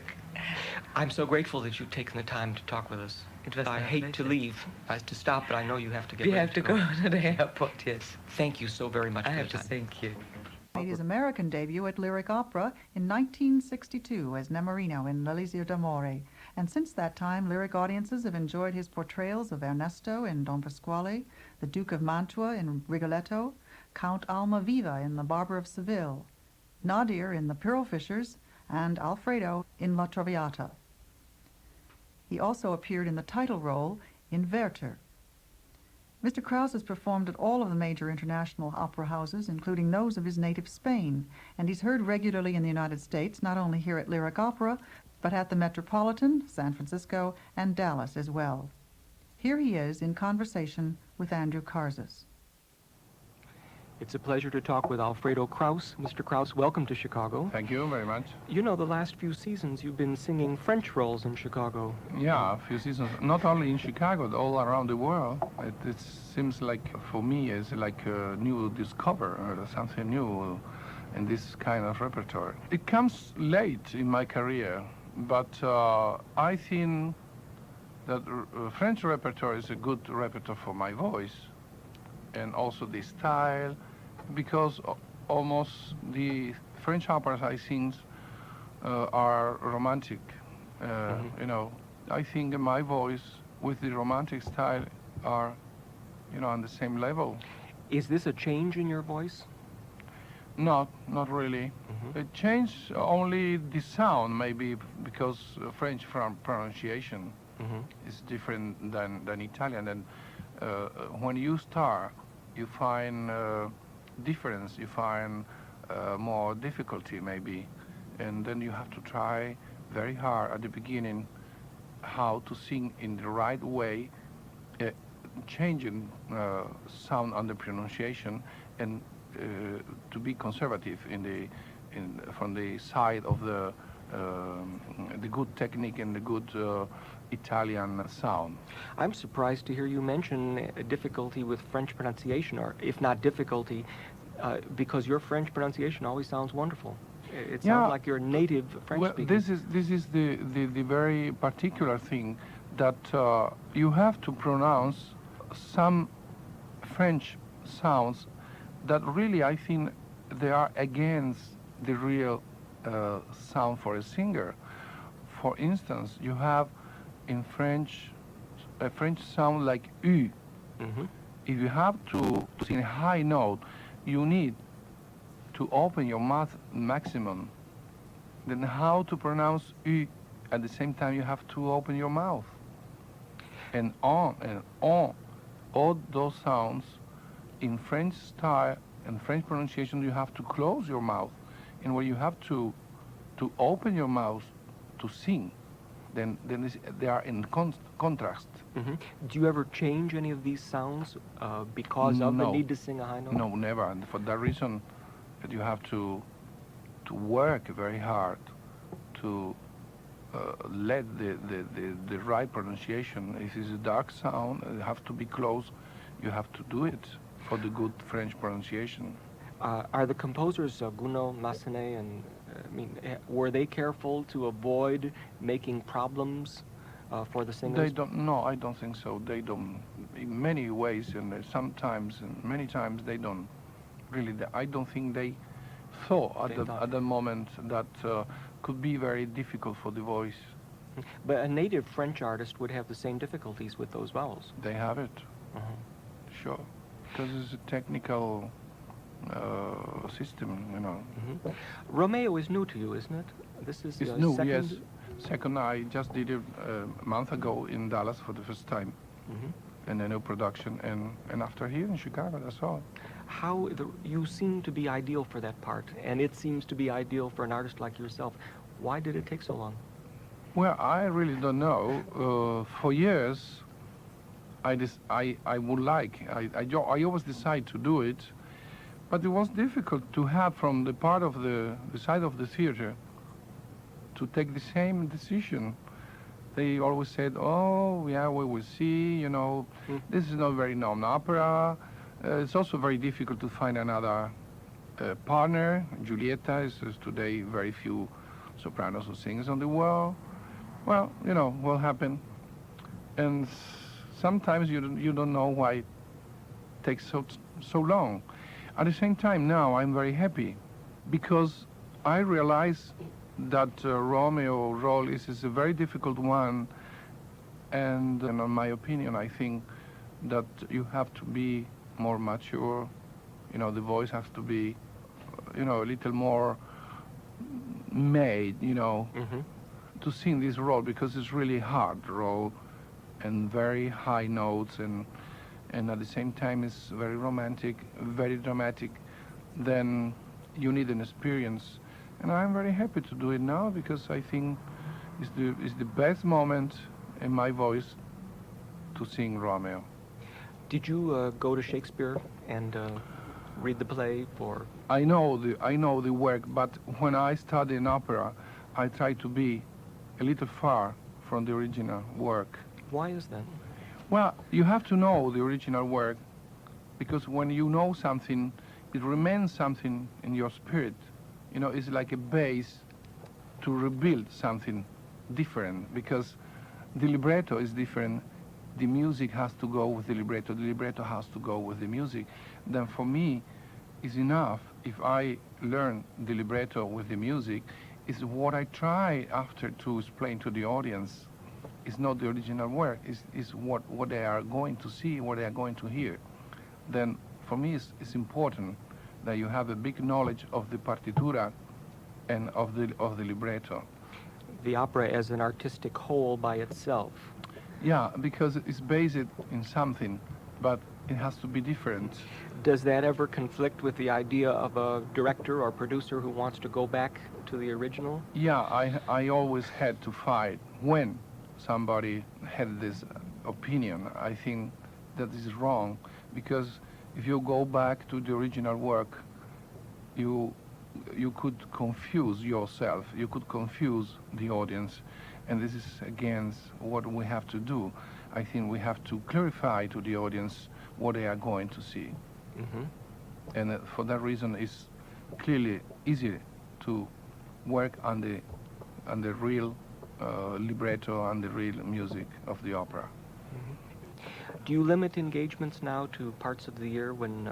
Oh yes, I always did. I always manage my performances in a way to have a little rest in between one city and another city, and also summertime, having sometimes 2 months, 1.5 months for holidays, and also respecting Christmas and sometimes Eastern. You know, I think that a singer has a very delicate instrument, and you have to be very careful. You know, it's very difficult, and you have only one, and if you lose it, that's all, finish. You mean you won't take up conducting? Not really. Well, it could be nice, because I think I have the feeling, but it's impossible. You know, I think one career is enough. If you want to arrive to a point, you want to let a message, something. I think a career is a mission. Then you have to work on and very hard in one way. If you are a singer, you have to be a singer. Maybe next life, if it's possible to have another life, can change and take another career. I hope you will have a career as a tenor in the next life too. Okay. Thank you so much for bringing your Romeo to Chicago. It's a pleasure. I'm so happy because I like the role very much. We were fortunate to have you here in it, and we're looking forward to Tales of Hoffmann in the fall. Okay, thank you very much. You're welcome, my pleasure. Mirella FRENI, welcome to Chicago. Thank you for talking with us today. Most people think of you singing Verdi operas and Puccini operas, but the last two roles you've done in Chicago have been operas by Gounod, Marguerite, Juliette. Is this a coincidence? I don't know what happened. I have sung many times Faust, Margherita, but Romeo and Juliet, not many times. I have sung 67 in the Metropolitan Opera House. I have done the record. I think the last time was in 68 in Metropolitan Opera House. I don't know what happened because I don't have sung this Juliet until now because I don't know why. Is the opera being done very much around the world? Not too much. I think because this opera needs two good singers, the tenor and soprano, because the roles are very difficult for both, really. It's not easy to sing. At the same time, you need also the figure for this role. You can't have two singers, you look too old or not young. They must be slim also. It's very difficult to have a couple. Freni and Kraus are ideal for that. But they said, I am happy about this. Do you like Juliette? Yes, as a role? I like. It's not really my preferred roles, but I like. I am very happy to have sung now after so many years, because I believe that I can't, especially to sing the valse, the first. Because it's very difficult, is coloratura. I am lyric soprano, you understand? I must do in the way of lyric soprano, you know. After you've sung so many heavy roles, I believe it. I say perhaps it's not for me. But when I start to restudy, it was a very nice surprise for me. I can do perhaps more easily than 15 years ago. Is your Juliette today different than the Juliette of 1966? I think so. I think, no, the line is always the same, but now I have much more experience. I think is a little better than before. You mentioned that you sing Juliette as a lyric soprano. But you sing a number of roles that people think of as dramatic soprano parts, like Aida, or Tosca, which is a spinto. Yes. Do you sing them like a lyric soprano? You know, these are more heavy roles than lyric, but Aida could be sing about one lyric soprano, but lyric soprano can project the voice. Can sing easily in the top notes because it's very high tessitura. You understand? Sure. I don't think it's really dramatic, because sometimes the dramatic soprano, they found really troubles in high notes or something pianissimo. You understand? The ensembles are big, aren't they? In Aida, the second act. Yes, but many times the dramatic soprano don't sing the ensemble. You understand? I have sung. It was a surprise for me, because everybody said, "My dear Mirella, your voice come out through everybody." It's because these are very high notes. I've heard your the recording and the broadcast from Salzburg, and they were wonderful. We'd love to see it in this country. Is for me. I believe it. When I have done this role, I was sure I can do. But I want to listen it, to wait what happened on the stage, you know, because if I can't sing after Aida my roles, you know, lyric soprano, also I can sing Giulietta with coloratura. This means Aida is not too strong for me. Is there really is it difficult to go from one type of thing like Aida to a lyric role? Do you have to make an adjustment in the voice? From Aida, lyric roles is not really difficult. Could be more difficult if I have sang Aida immediately Juliet, you know, but I am not so stupid to do to put this together, you understand? Now, how would one make that adjustment? Is it just a question of time, that the vocal cords relax, or? No, because in Aida the technique is always the same, but it's naturally you must try to sing a little lighter for the especially for the valse of Juliet, but later is not really leggero, coloratura. Later is lyric soprano and sometimes lyric spinto in Juliet, because it's very dramatic in some moments. What are the kind of roles that you enjoy doing most now? Now, Aida for me is fantastic. I like really much, but it's difficult for me to say, because always I love the role I sing in the moment. And now is Juliet. Are there any plans for Aida in this country? No, for the moment. Mirella FRENI, thank you so much for you. talking with us. Thank you for the beautiful Juliet, and we hope you'll be back in Chicago soon. Oh, I hope so. Thank you to you. It was a very great pleasure. Soon as possible. Thank you. Bye-bye. Is it Johanna or? Johanna, please. That's the way you pronounce it, Johanna. And that's from Joseph? Yes, indeed. Uh-huh. My father's name actually is Joseph Johannes. And so that's I where am Johanna Johanna from that, yes. You were born in Chicago, though. Yes.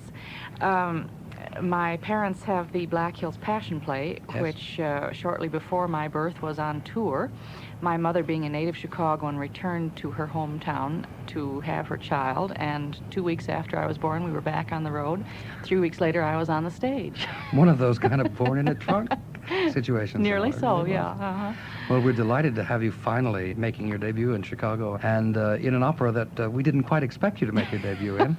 And now you're back with us as scheduled as Leonora, as Fidelio. Yes. It's quite a double-barreled triumph here, in a way, isn't it? I mean, to sing Ariadne and Leonora in one season, and almost back-to-back. Yes, well, of course, we didn't plan this, but as it happened, I was able to come when Miss Kranick called. It meant that I had to very quickly, within like a day and a half, close up the house, empty the garden, freeze all the vegetables, find somebody to stay with the dogs and cat, get packed, cancel my dental appointments and other things, and then scoot into Chicago, but I did manage it. I should think that more and more this will be happening to you as the time goes on. You probably have very little time to yourself.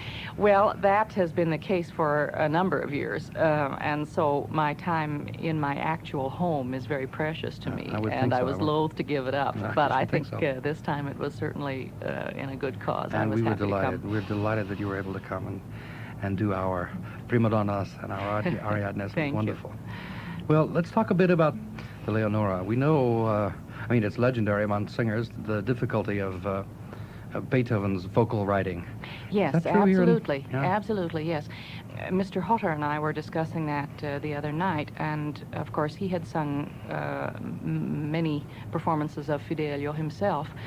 One of them here, by the way. Yes, that's true. Or a couple of them, I guess. And we both agreed from our experience, limited or vast, that Beethoven is indeed a difficult composer to sing.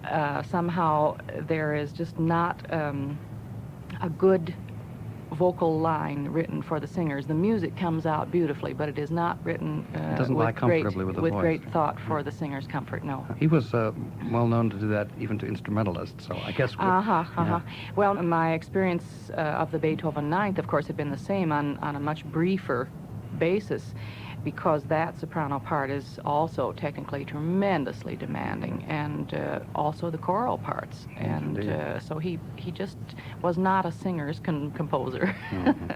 And yet singers continue to come back to, especially Fidelio, of course. Well, it is... The Ninth and the Missa Solemnis. It is, of course, such fabulous music, and everyone wants to tackle it and do the best he can with it. It is a challenge which every soprano is anxious to try and meet, and of course I'm no different. All of the reviews of your performances, and certainly it's something that all of us know who have watched you in performance, remark on the fact that you're a superb actress as well as a superb singer.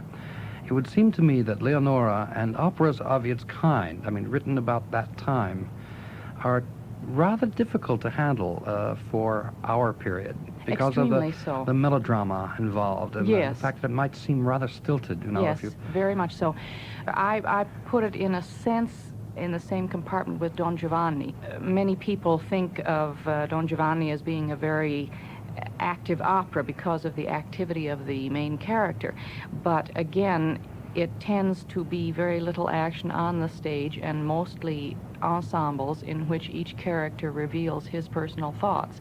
And Fidelio is, in that sense, the same. There is not a great deal of extraneous action. We talk about the action mostly, and generally it is revealing our feelings and ways of coping with the problems that have been presented to each of us as characters. And so it is, in some sense, rather static, but one hopes that the kind of classical direction which we have been given by Mr. Hotter and the beauty of the music will not make it a static evening, but will indeed make it a very moving evening. Johanna MEIER, we have to make sure that's not Johanna. Auf Deutsch, bitte. Yeah. Johanna MEIER, it was a delight to talk to you, and we're delighted that you're in Chicago, finally. Back home again, really, in a way. Well, I am too. If only a brief home at the very beginning. Yes, yes. I have been very anxious to come and sing in Chicago. I have sung in Ravinia one summer a couple of years ago, but I was very anxious to come and sing opera in Chicago, and I'm glad that that day has finally arrived. We'll hope you'll be back a lot, too. Thank you. Thank you. That he is announced musically, the High Priest. It's exceedingly dramatic. The chords are very dramatic.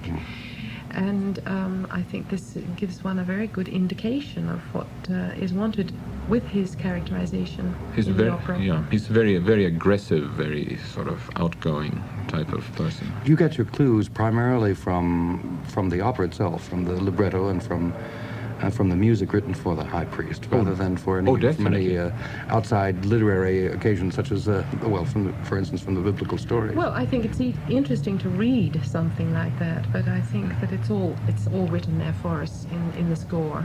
Oh yes, and in this, it's very, very clear. I think what is wanted. Is your Delilah?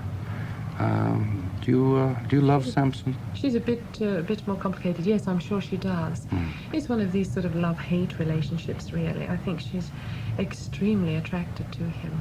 I mean, if you look at the third act, when she comes in and is reminding him yet again of all the wonderful times they've had together. I mean, I don't know when they've had these wonderful times, because she always seems to be shouting at him in the second act, apart from when she's trying to make love to him.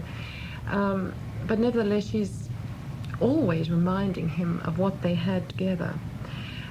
So I presume there has to be really something more there than just this power mania that she has. When we think of the story of Samson and Delilah, we think of Delilah as an enchantress. Certainly, I hope that you will find her as such. Another reason I would think that it would be difficult to do the opera often, to find someone who is vocally capable and physically attractive, and has all of the necessary physical qualities as well, and difficult. You know, I think there are a lot of people around today who can do it. Well, that may be true, but it's not always true, I think. We're perhaps getting to that point now, aren't we, where... Oh, I think we have been for some years. I see a great many of my colleagues, I find them, I mean, not personally, but I think that the women are gorgeous, don't you? Oh, yes. Yes, definitely, well, yes. Mezzos in particular. Yes, there are a lot of very, very good-looking singers, let's face it. It's interesting you should mention mezzos. The French composers seem to love the mezzo voice. I mean, you think of Carmen and Charlotte, of course. Berlioz. I mean, if you think Didon, of the repertoire that Berlioz wrote, he calls them sopranos usually. But these days, the fashion seems to have a mezzo singing those roles. But one has to be a very high kind of mezzo. I find Dalila somewhat low, I have to say. She doesn't have really many top notes. Mr. Krause, do you ever wish you were a tenor? No, not. I used to. When I was younger, I wanted to be a Helden tenor. But no, I'm quite happy to sing sort of baritone or bass baritone. Well, both of you, of course, do much more than just opera in your career. You're also involved, of course, in oratorio and leader singing. So, of course, being a baritone and being a leader singer, there's nothing wrong with that, of course. No, that's really one of the things I enjoy most. Yes. Actually, I do enjoy opera. I think it's a lot of fun. And, well, a role like this, it's really a lot of fun to... How do you divide your time currently? It varies a little bit. It depends on how many interesting opera things there are, and it varies from season to season. But I would like to ideally do about 1/3 opera, 1/3 oratorio, and 1/3 recital. Yes, Mignon? Well, I think that Tom is much more versatile than I am. I had a period when I was really almost just doing concerts. I don't do very much in the way of oratorio, because I find a lot of the pieces, Handel and Bach, the tessitura is very low. And although I enjoy singing an operatic lowness, one has to handle it more carefully, and that... This is George Jelinek. It has been my pleasant task at each George London Foundation concert to interview a distinguished operatic artist. On this occasion, I had the pleasure of talking with Mildred Miller, a longtime star mezzo-soprano of the Metropolitan Opera and a distinguished performer with the New York Philharmonic under Bruno Walter and Leonard Bernstein. Good evening and welcome. I'm always happy to be here. Every one of these seasons has been memorable and fun for me, and I imagine for my guests. And Miss Miller came to the Met in 1951 or 52? 51. And spent 24 seasons during the big administration and a little bit beyond. And she performed, or she appeared in about 250 odd performances. That's what the book tells me. That's what the book told. I thought it was more, but that's all right. It seemed more. Give or take, give or take. And at least 20 operas. Could be, could be. All right, we're not going to worry too much about statistics. The important thing is that she had a glorious career, and in as much as I know and I learned how much of her career was related to or tied with the career of George London, I might as well ask Miss Miller, what was your first recollection of George? I met him on a train, and it was when I went and met and ran into Frances Yend. And she said, oh, this is a very historical time. This is the last, we've just done the last performance of the famous bel canto trio, which was Frances Yend, George London, and some tenor by the name of Mario Lanza. And she said, Mario isn't with us now. He's on another train on the way, of all places, Hollywood. That was the first time I met George, and I think we had lunch that day together. It was very nice. Before that happened, however, you spent very important years in Europe, where Rudolf Bing found you. In what connection and what location? Oh, no, this is when I was a student and George was a young professional. This was before I went to Europe. Right after that, having met George, I went to Europe, and I went to Stuttgart, where I think I was told I was the first American hired in a European opera house after the war. They thought I was educated in Europe, and I said, you know, that's impossible. There was a war. Oh, yes, of course there was a war. But they just simply were not prepared for the American singers to be so well schooled and prepared as I was at that time. And as all of us know, we have wonderful music schools here and training. And you are a graduate of the Cleveland Institute of Music and the New England Conservatory of Music. Yes. It was actually through the New England Conservatory that I received the scholarship to go study abroad, and they sent me to Italy and I could have Italianated myself. I could have been Miglia Muleri. You know, the American is so wonderful as an opera singer. They can be French, they can be Italian, they can be German. We're so everything. I think we're the most talented nation in the world. And anyway, I went to Germany, and with my German background, I fit in very well. What sort of, because everything had to be sung in German, what were your roles in Stuttgart? Carmen, ja, die Liebe hat bunte Flügel, solch einen Vogel zähmt man schwer. That is the habanero. That's my parlor trick. The reception accorded to young American singers in those days in Germany, I imagine, was very favorable because they were astounded by your general preparation. Or was there any local objection to non-German singers? Oh, yes. It wasn't all that easy. And I made all sorts of mistakes.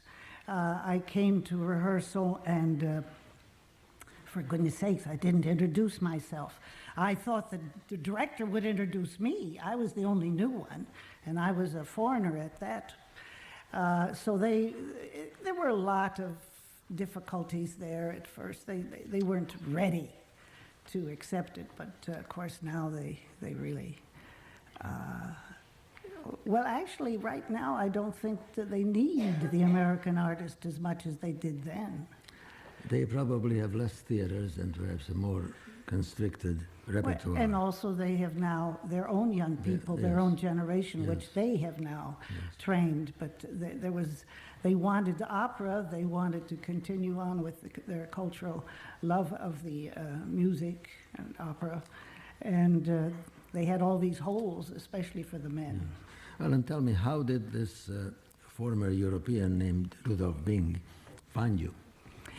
He found me in Germany, and I received this telegram that I should bring Lore Wisman and Windgassen, the leading tenor there, to Munich to sing for him, and I should bring myself. And so I did, and they sang first, and then after I got through singing, he offered me a contract and didn't offer them anything. It was kind of ticklish at the time. Windgassen continued to be a star tenor in Stuttgart for many years. Many years. Yes. Yeah, he sang everything. Yes. And Lore Wisman actually was his girlfriend. She was a leading tenor. Soprano. I knew I'd do that. Sorry. How were your initial seasons at the Met? Did you go right into main roles, or Rudolf Bing came from the European system, and he really wanted to make us kind of like a repertory theater, and he didn't want to have the star system. However, he learned fast too. He had to put up with the star system when Calles and people like that came around, and he realized what a difference it made. But in those first years, I would sing Cherubino one night, and the next night, Dritte Knappe in Parsifal, or the Dritte, what were they called, in Elektra? Wo bleibt der Handmaiden. Yeah, handmaidens, yes. We had to do all sorts of things. As a matter of fact, I'm not sure in the opening night whether the Barbarina was Roberta Peters, but she also sang Barbarina one night and Lucia the next night. Yes. That's the way he wanted it. We were talking about Cherubino, and as Cherubino, you had certainly, you were able to view and be exposed to the characterization of George London in the role of the Count. And you have a little story about that. Well, first of all, let me tell you that I'm here because I truly believed in George London's great artistry. I marveled at what he did with the text, how he could express and communicate and put color to the text, and not to mention that his superb diction, all with a magnificent voice, with great presence on stage. I loved his Boris, and I loved his Count. When George was the Count, the entire performance of The Marriage of Figaro was entirely different. It was a stronger performance. Everything, we were puppets around him. Of course, in the end, we made him into a fool. But we had, in those days, a refurbished production. They changed this and that with the set and did different things. And when they started having casts that were taking over the performances, George came in. And he did a very strange thing that night. In the second act, as we all know, Cherubino hides in the gabinetto. And supposedly, the Count locks him in so that everything will remain exactly the way it was when he comes back. So what did he do is he actually locked me in. He turned the key and held the key up to the audience triumphantly, and I had to sing the duet. I had to come on stage and sing the duet, the one that goes so very fast. And I'm knocking like mad to Susanna, and she's knocking on the other side like mad, and I'm pulling the scenery down, and I didn't know what to do, and I'm sorry to tell you that I did jump in the window and then jump out of it.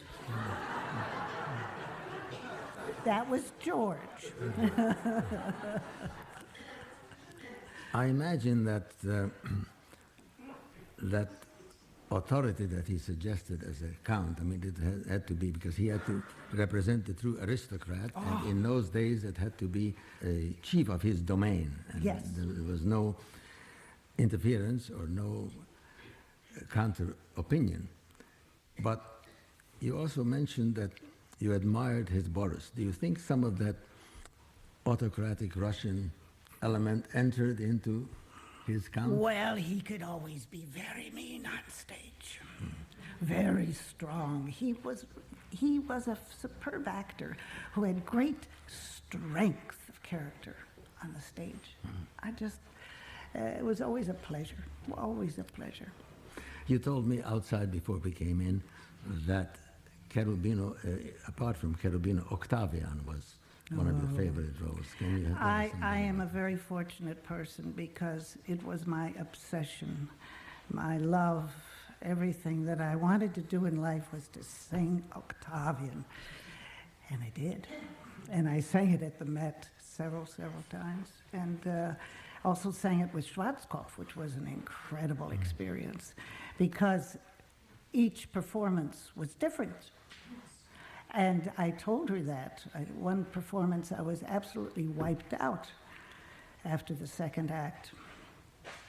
And I said to her, my God, why are you so different this evening? And she said, oh, I'm so surprised. I thought I was so routine in this role that I could never bring anything new to it. So she was pleased. It was a compliment. And I meant it to be one. The role of Carmen, in which you triumphed in a German edition, were you able to sing it in French later on? Oh, I've sang it in French and about 4 or 5 different English translations. I learned it completely in Italian, never sang it in Italian, but I sang it. And each time, the language makes the characterization different, which is very funny. In German, it's kind of hard to feel sexy. And French is just absolutely ideal. And when I did it in English, I felt like Rita Hayworth. Were there any roles that sort of eluded you that you wanted to do Oh at yes. the Met? Oh yes. Well, name a few. Well, I don't care if it didn't. I didn't have to do it at the Met. You know, our singing life is so short, and there's so much wonderful music out there. Not to mention wonderful roles, but I wanted to do Charlotte and Werther. I wanted to suffer on stage. And you didn't have a chance to. Not many. No. I loved it. Did you ever do Adalgisa? No, no, no. There weren't too many Normas. No, there weren't Normas, but also I had one of those peculiar voices that was a slender mezzo-soprano who, you know, might have been a soprano, but it was really a short soprano that was very fashionable in the days in Europe, especially. But, you know, when you say mezzo-soprano, that has a wide variety of mezzo-sopranos. Yes. Then you get mezzo-contraltos. Yeah. Well, I don't imagine that a role like Azucena or Ulrika was for you. No. Not that I would not have loved to have done anything like that. I just wanted to be there. I would do anything, sing anything. Just let me do it. Well, I knew that this would be a very short 10, 15 minutes. I imagine 15 minutes, but the 15 minutes are over and we have to make room for our artists. So thank you very much. It's been a pleasure. Thank you. It's my pleasure. Thank you. Different moments, but yeah, you have to have this joy to do this, and it's a great privilege to have this passion for your work, and this is both passion, hobby, and your work. So it's a special gift too to be able to express yourself in this way too, isn't it? yeah, absolutely. It's kind of a breakthrough for me. This. Well, we can say 1 year or so. I focus more on the personality and the person I am trying to act and sing. So I not think too much about the voice today. The voice, I suppose when you're a very young singer, it's voice, voice, voice. It's all capital V. It has to that's what I'm trying to voice, tell you. is, you know, it's exactly right. But Verdi said, for being an opera singer, maybe it's a lie, but they, in Italy at least they say, to be an opera singer, Verdi said, you need a voice, voice, and a voice. But anyway, you need to sing it. But right. Your debut was 1981, was it? Yeah. Bravo, yes, 1981. How would you say your voice and you have changed in 14 years? Well, I hope I can say, and I know I can say, I've grown very much as an artist, and my acting and being on stage is more kind of theater now. It's like you said before, I don't focus too much on the voice now. The voice is there, and playing the part, the voice becomes different as well, because if you focus on what you're singing about, the voice changed. In a way, though, this is drawing on what you have built up. This is the interest on that capital, in a way, is it not? I mean, yeah. You have to reach a certain technique even before you can do that. Yeah, absolutely. There you're very right. Like for example, in this role, Andrea Chenier, which is very, very commanding for the voice, and you have to be intelligent to measure the voice you give into it, like singing Pagliacci or those kind of hot personality, and lot of warm and dramatic feelings. So you have to measure your voice very much. If not, you can't finish it. Yes, right. And but my voice, going back, my voice has changed, and that's a great fortune because it's changed for a more dramatic, heroic voice, but I haven't done anything. We change, right? We change. And every year you are changing, your mind, your soul, your body are changing. And this is the change I have now today, but I have not focused and I have not tried to do any change. And Probably 14 years ago you would have thought, me singing Chenier? Yeah. Me singing Kalaf? You see, and I'm doing my Kalaf debut now this season. So, and I love these operas. And when I think about it, this is actually my personality in life. And I think I'm a very goody guy, actually. But I have a hot temper as well.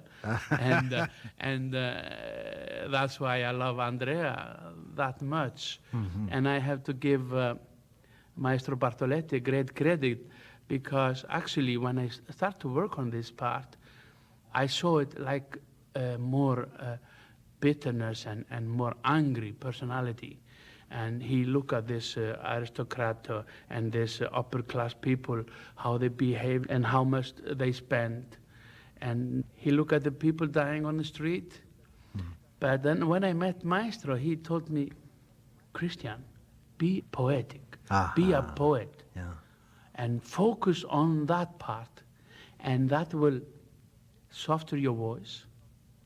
And then we are back on that, what we talked about before. Then focusing on the text and focusing on the personality, this poet come more through then. Because, sure, he is a very sensitive man as well as a man of strong conviction, isn't he? Yeah. And also, the love of Maddalena touches him in a very special way. It changes him, does it not? Oh, absolutely. Absolutely. And I mean, first place, because he thinks this woman is so wonderful. She is so beautiful. And at that point, he's not thinking really politically. And he's in love at the first moment. And for that reason, and I even didn't see it, Giordano, he wrote it later on in the middle of Improviso.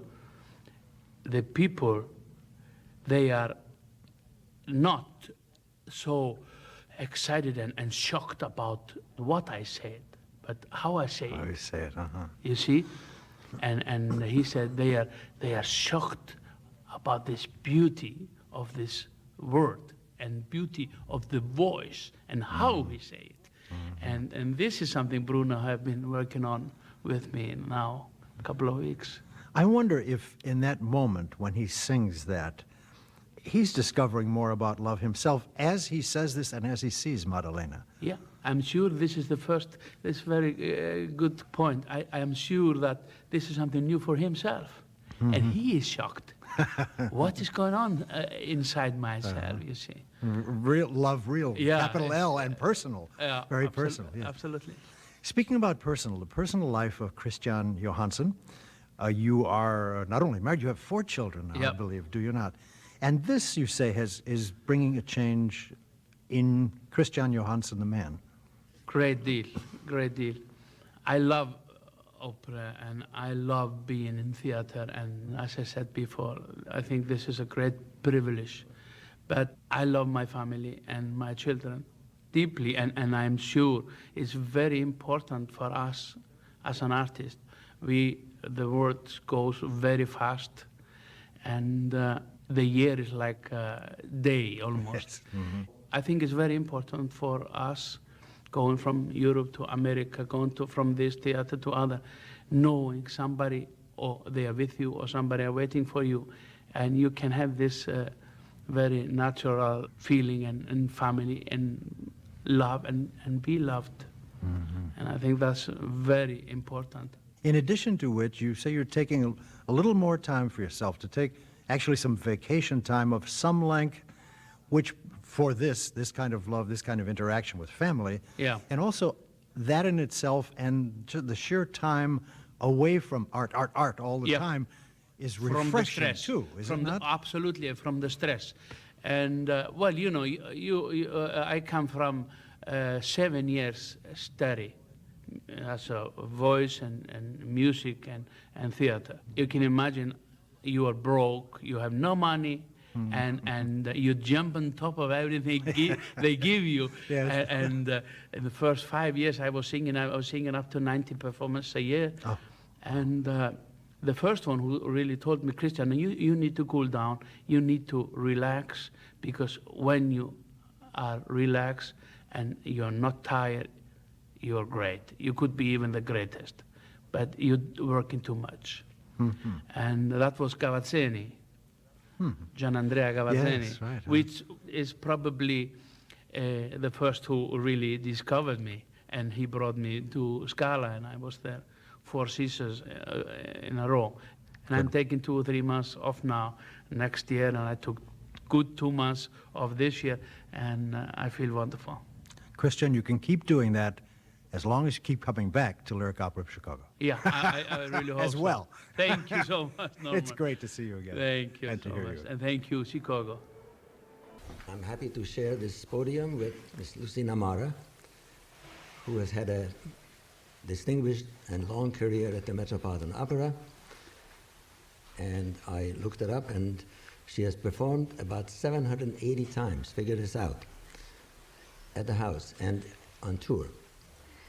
And several of those performances she shared with George London, and on these occasions we like to remember such occasions, so I'm asking Miss AMARA to recall some of them, in particular the Met revival after many, many years of Tchaikovsky's Eugene Onegin.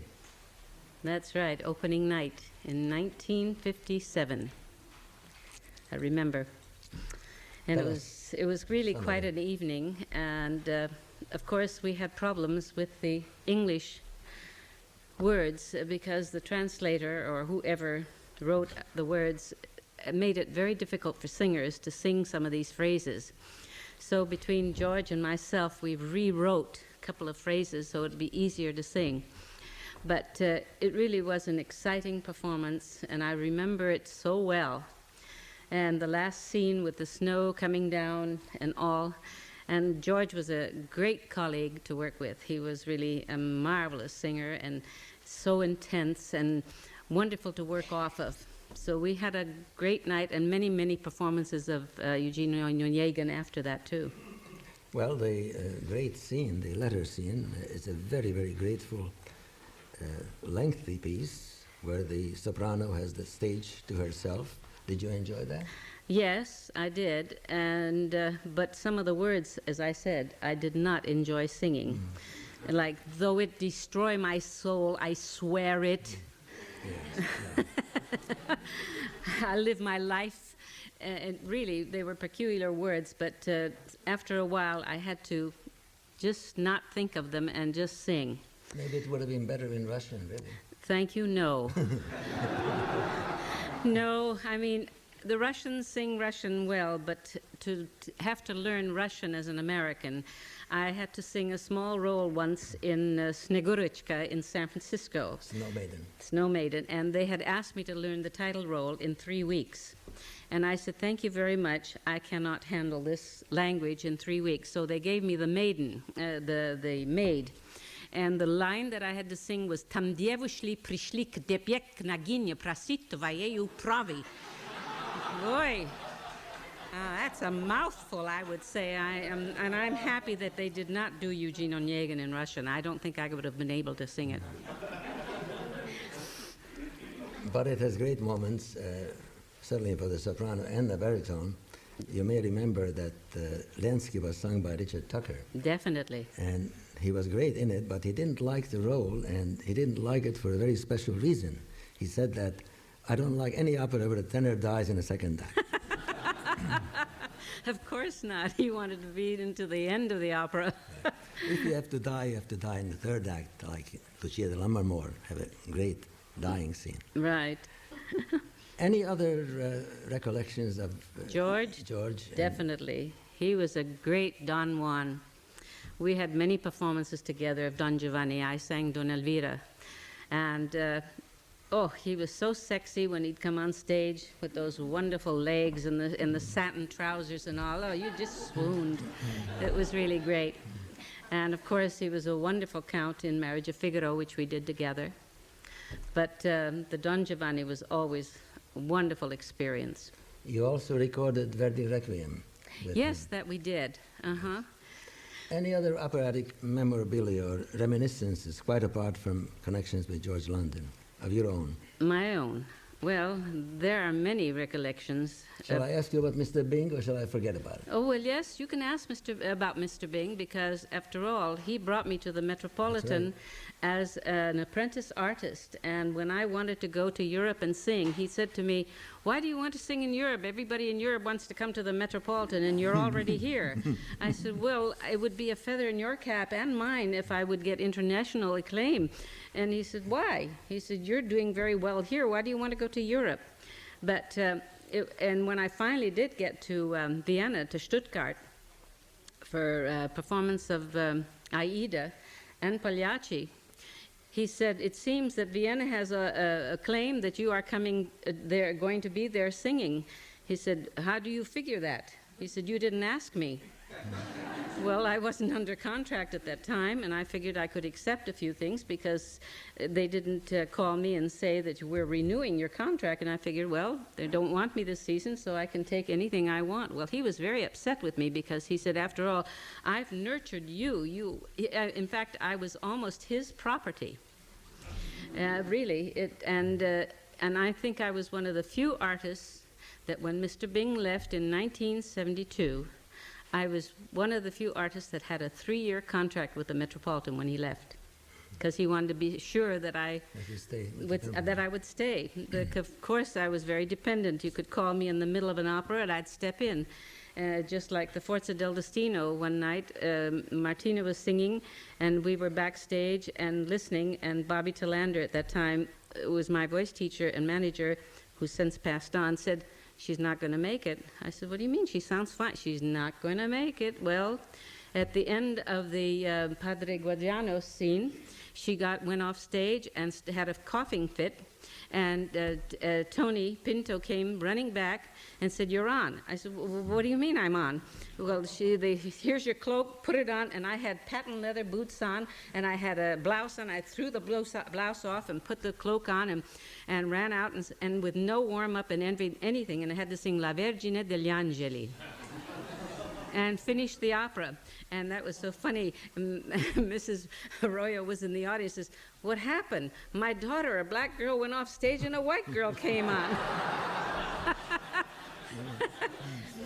So I've had many interesting moments, I can tell you, at the Metropolitan, many. And one time a Turandot performance.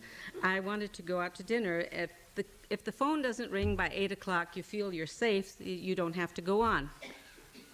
And I said, "Let's go out to dinner," to Bobby. And she said, "No, we have some things to discuss. Sit down, we'll talk." So at 8:30, I said, "Bobby, I'm hungry. Let's go out." "No, we still have things to discuss." Well, guess what? At about 10 minutes of 9, the phone rang. Florence Guarino's on the phone. She said, "Lucine, get down to the theater." I said, "What do you mean? She's not going to be able to sing the second act?" I said, "She only has one line. E per l'amore." She said, "She has no voice to sing that at all." She said, "Please get down here." I said, "Well, I haven't had my dinner and I can't sing on an empty stomach." I said, "Get 2 hamburgers in the dressing room. I'll be right down." It was great that I lived at 72nd and West End, and the opera's at 65th and 64th. It made it very convenient. I could get to the theater in 5 minutes. Well, wouldn't it have been better, really, to have you in the theater for such emergencies? Well, I was, but I wasn't told. I mean, if a singer is not well, as I said, if the phone doesn't ring by 9 o'clock, 8 o'clock, you figure you're safe, and you stay at home. And then when I finished the opera, someone from the audience yelled out and said, "Go back to the beginning and sing the first aria." Well. You had an enormous repertoire, embracing, I don't remember how many, but I'm sure you know the number. Any particular role that's dear that to your I heart? didn't care for? No, well, yes. One role that I did not care for was Marguerite in Faust. And I went to Mr. Bing and said, "If I don't get 2 performances, I will not cover Marguerite in Faust." He took my bluff. He took me up on my bluff, gave me 2 performances, and I was so miserable because that I didn't care for that jewel aria, which I call the hiccup aria. I did not care for it. I liked the trio at the end, which was for my voice. And another role that I found, 2 other roles that I did not care for, was Manon Lescaut and Falstaff. Because the second act of that opera made me so nervous, and as it was, I had to step in. My very first Manon Lescaut, I was called to the theater from the hairdresser. I got to the theater at 7:15, and Evelyn, the switchboard operator, said, "You're on." I said, "What do you mean I'm on?" "Dorothy Kirsten canceled, and you are singing Manon tonight." So I quickly went to the footlights, had the roast beef and baked potato, and came back to the dressing room and promptly had a nervous breakdown because I had been rehearsing Falstaff all afternoon. So I could not think of one word of Manon. And then I was thinking of the second act because of those quick responses, you know, and if you miss one, the baritone, everybody gets all confused, and that made me very nervous. So I said to the management, I said, "Could you call Dorothy back and see if she's all right? I'll start the opera, but could she finish it?" Well, that was and I was really in a nervous tiz. And Bobby said to Charlie Ricker, said, "Look, get a pianist in the dressing room. She's like a racehorse. The moment she hears the music, she's off and running." Well, thank heavens for Millard Altman, because he came to my rescue. He came, and finally I got Falstaff, pizzica, stizzica, puzzica, stizzica, out of my mind, and finally got into the Manon Lescaut. And then the funny thing happened. At the last act, I went blank as Harry Thayard and I were embraced. I couldn't think of the line coming up, and I knew if I waited for the prompter it would be too late. So I whispered to him as we're embraced, I said, "You wouldn't by any chance know what my next word is?" And he said to me, "I don't know, babe, but I think it's qui." Well, that's all I needed. That one word just set me off again. But I've had some great experiences. Well, on that note, let me thank you for your wonderful recollections. It's time for us to move on and give our place to our artists. Thank you very much. Thank you, sir. Thank you. On this occasion, my guest was mezzo-soprano Mignon Dunn, an internationally celebrated artist who is about to regale us with reminiscences of her long career.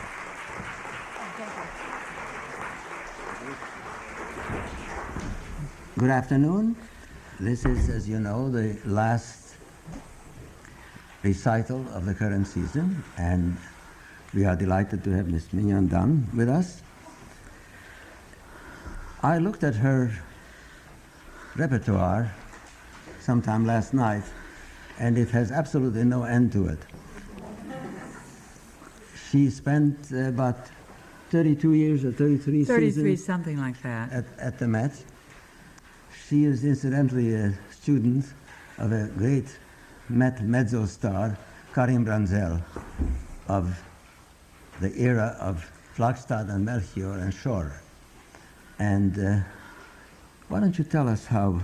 Well, one of the first things, she's a lovely lady, and I did an audition, and Karin came, and I did not call her Karin for the first 2 years that I studied with her. I just want to say that.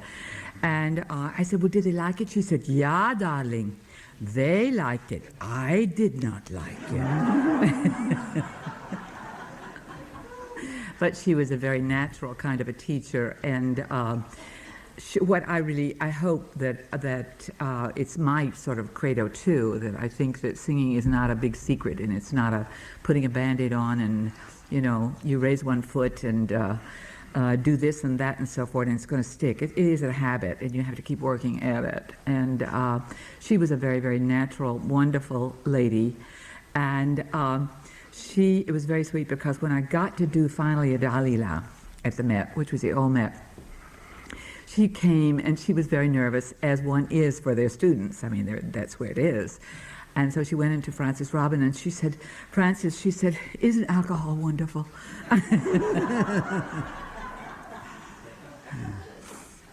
But it was a great privilege to work with her, and she was lovely. And it was also a great privilege to be allowed to sing at the Metropolitan Opera for as many years as I was there. And I'm very, very happy about it. And I'm happy that I got a chance to work with the wonderful people and in the theaters that I got to work with. And it was a lot of work, and it was a joy. And I must tell you another story, because I saw him a little while ago, Edgar.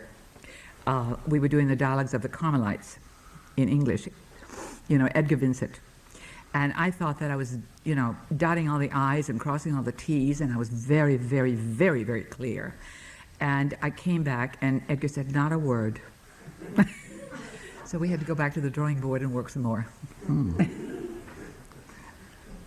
Among all these roles, are there any that really stand out in a sense that, gee, I can hardly wait to do, let's say, Amneri's Dalila or whatever? Or are they all more or less jobs to be done?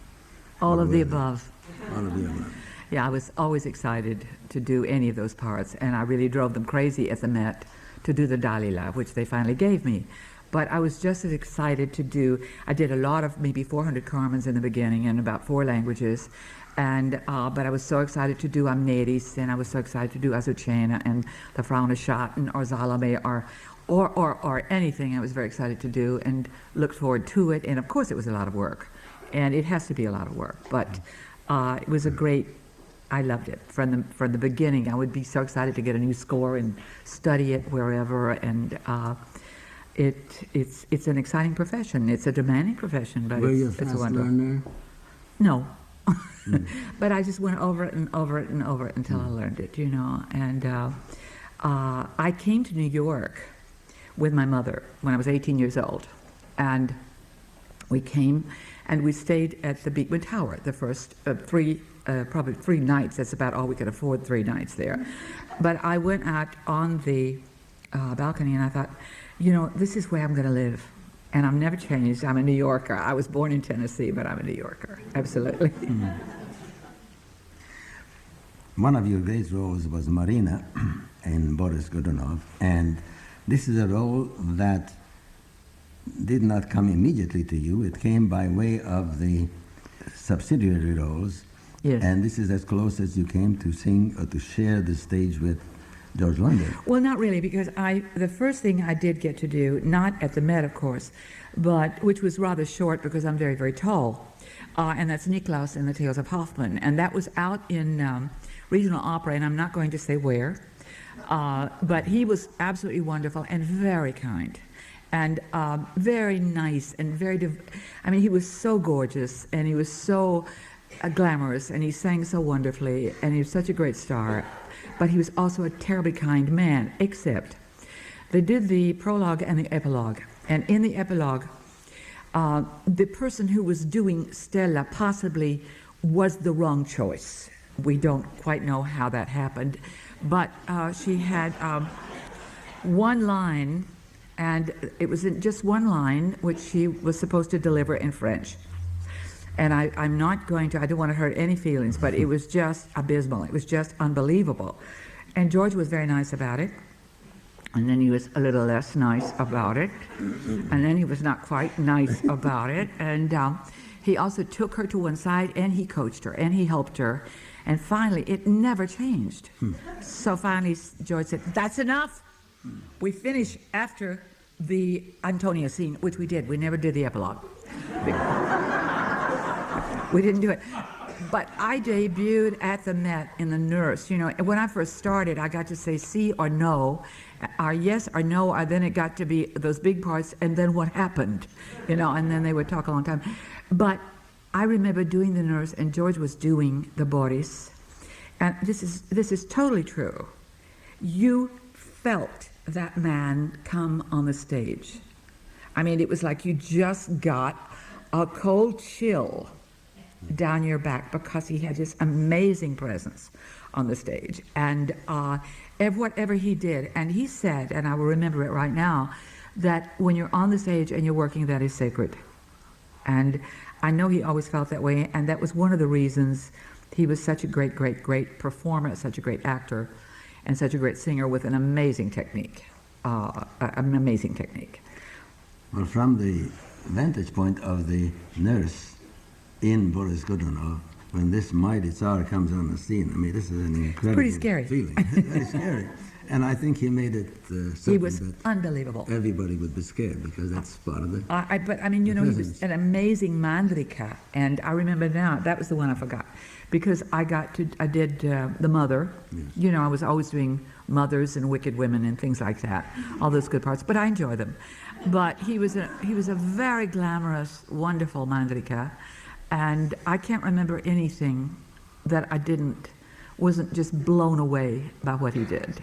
And he was also very kind, and that doesn't always go together, but he was very, very kind and very nice to people who were like nobodies like me. And he was a wonderful colleague and a kind man and very funny, very funny. Well, when you say nobody's like me, I mean, this is quite an understatement, overstatement, because you came on, by which time he was an established star. And No question. You did subsidiary roles, or? I did little bitty parts. Bitty parts, right. However, I'm sure he treated you not like nobody, but like a colleague. No, he treated me like a colleague, and he didn't make any distinction because I was doing a small part. And I'm very grateful to do those small parts, to have done them, because I think it teaches you to be an actress. It teaches you to listen on the stage, and I listened an awful lot, but it's part of, I think, the process of becoming an artist. I think it's a very, very good thing to do, to start out with some small parts. Tell us about some of your Wagnerian roles. You did many of them, Brangäne. I loved Brangäne. Fricka. I loved Brangäne. I always argued with everybody about Fricka, because they would say, "Oh, she's so mean." I said, "No, she's right."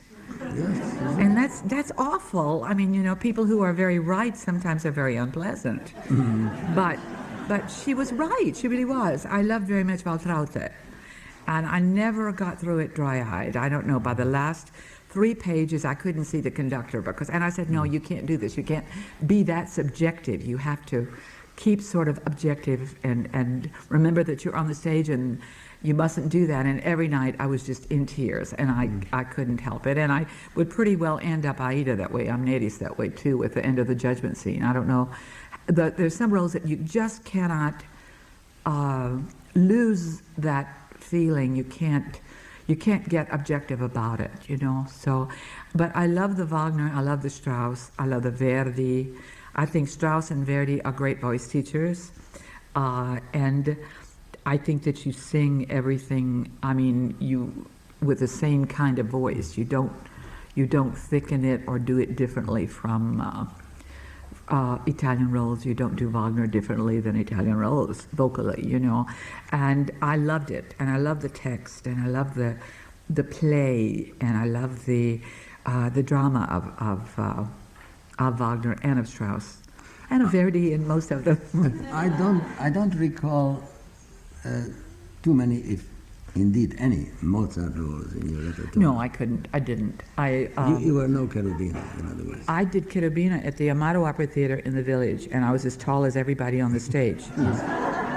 You know, and then Mr. Bing asked me to learn Dorabella, which I did, and I learned most of it, and then I sang it for him, and he sort of mumbled around. He said, "Well, maybe Santuzza would be better, you know." It's just not, it didn't go for me. It was better for me Rossini and Gluck and of course Monteverdi. But Mozart I don't know, I think with Mozart, unless the part of the voice of passaggio is very secure, maybe as a young singer you should go toward another repertoire. Later on, I probably could have sung it, but there was no reason for me to do it. There were so many people who did it much better than I did. So there was no reason for me to go into Mozart repertoire. I love the songs, and I certainly always use the songs in recitals. But there was no reason for me to do it. Did you prefer roles with some kind of a strong character as opposed to roles where you have a big vocal display and you can bring the audience out of their seats and so on and so forth? I like both. I do. I think it would be great. It's great to do something that you feel very vocally secure about, and then you just sort of you sing and you enjoy it, and you feel very comfortable with it.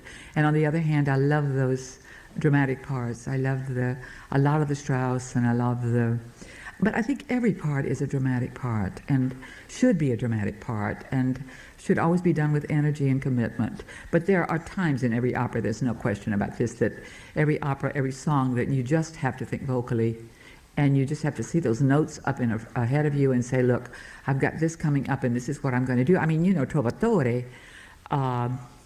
you know, when you're going through that thing with Ove mio figlio, where is he? You really don't care about him.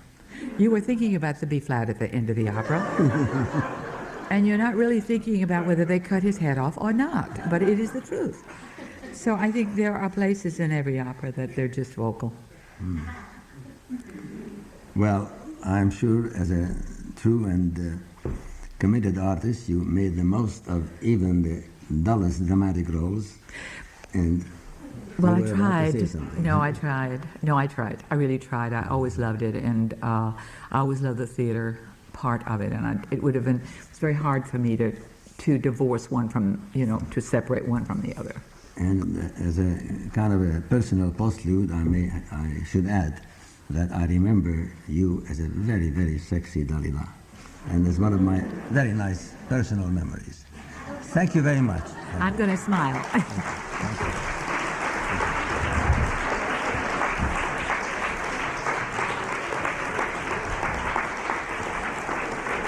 Thank you so much. Thank you. Oh, thank you, darling. Thank you. Let's see how I get down here. Broadcast and the Hoffman broadcast. How many times are you appearing in this fall season? And I wonder if you can tell us what roles you are appearing in. I'm appearing approximately 14 times this season, singing. So I started with Nabucco, and then I went to Carmen, Bohème. Did the performance of Attila, which I'll be doing in 1983 again.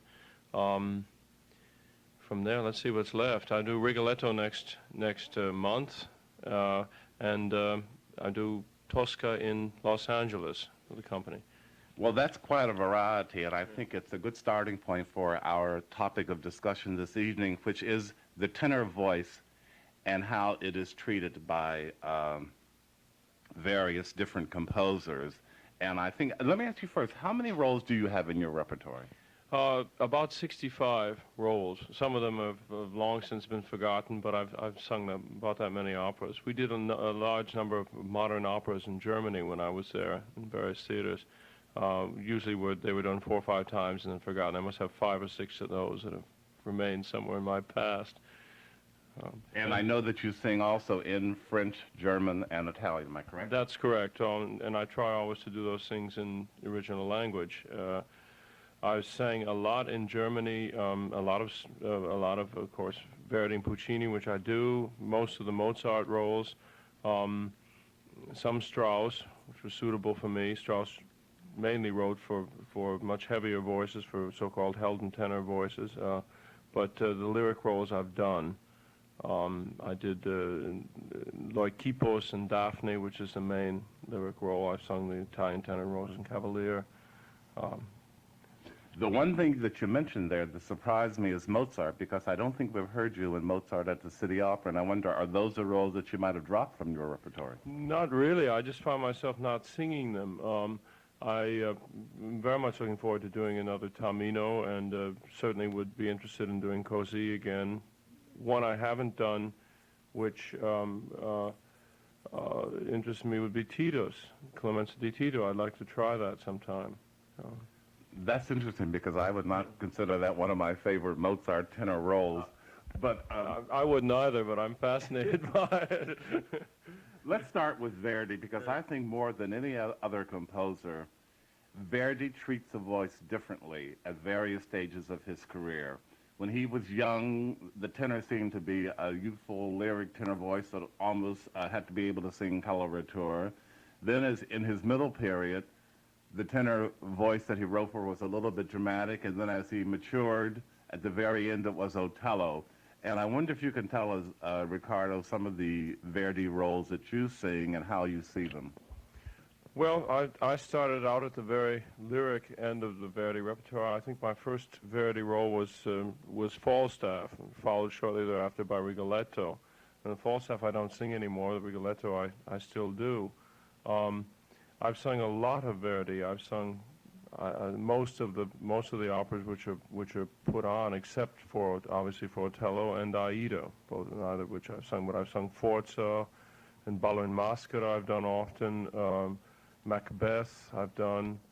Now at City Opera, I'll be doing a number of the early Verdi operas which haven't been performed. Nabucco, for example, is fall. Attila.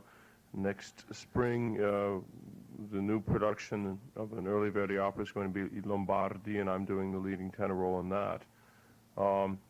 Let me ask you a question. I've talked to so many tenors who say that they find that the two most difficult Verdi roles for a tenor, and this has been said to me by everybody from Tagliavini to Carreras to Domingo, are Ballo and Rigoletto.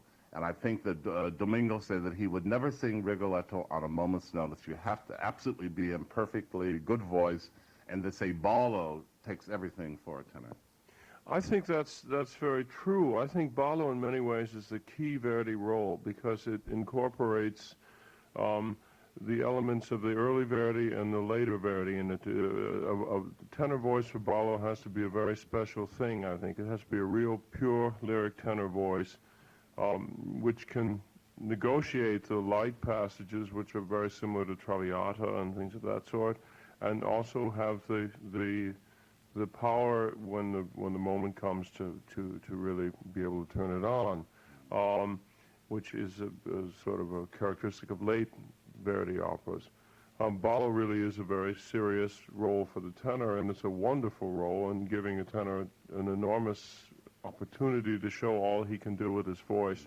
I love Ballo. Rigoletto I can understand Mr. Domingo's feeling that way about it because it's a very scary role for a tenor. The tessitura is extremely high, even high for Verdi standards, and the last act is very difficult indeed. And nowadays, of course, with the cuts being opened up all over the place, you're faced with the cabaletta after the second act aria, the Parmi aria, which is, of course, an extremely difficult aria for the tenor as well, followed by the cabaletta, makes it into a really major length role. The quartet in Rigoletto is also staged nowadays in such a way that you can't sit on a table and sing it. You have to be chasing a mezzo around the room, usually climbing stairs, jumping down, probably ending up on the floor, as I've done often.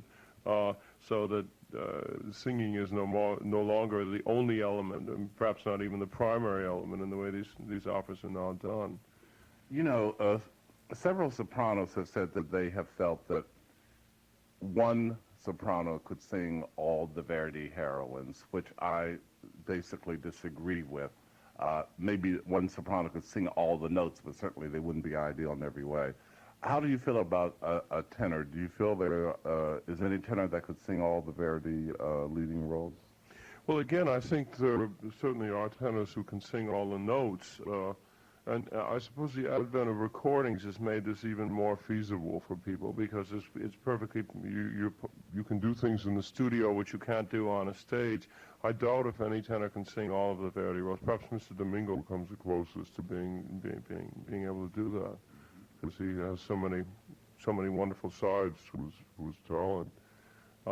And I think he demonstrated that a little bit by going back to Traviata after singing Otello's. He said he surprised himself by even doing it. It's just not wonderful, really. It was really quite a lesson for all tenors and singers in general, I think.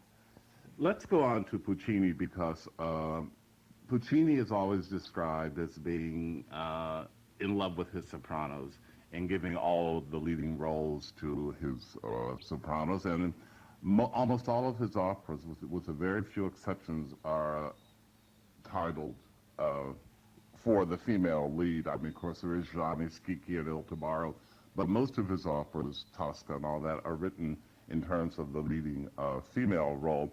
But I think Puccini also treated the tenor much better than most people realize. Don't you agree?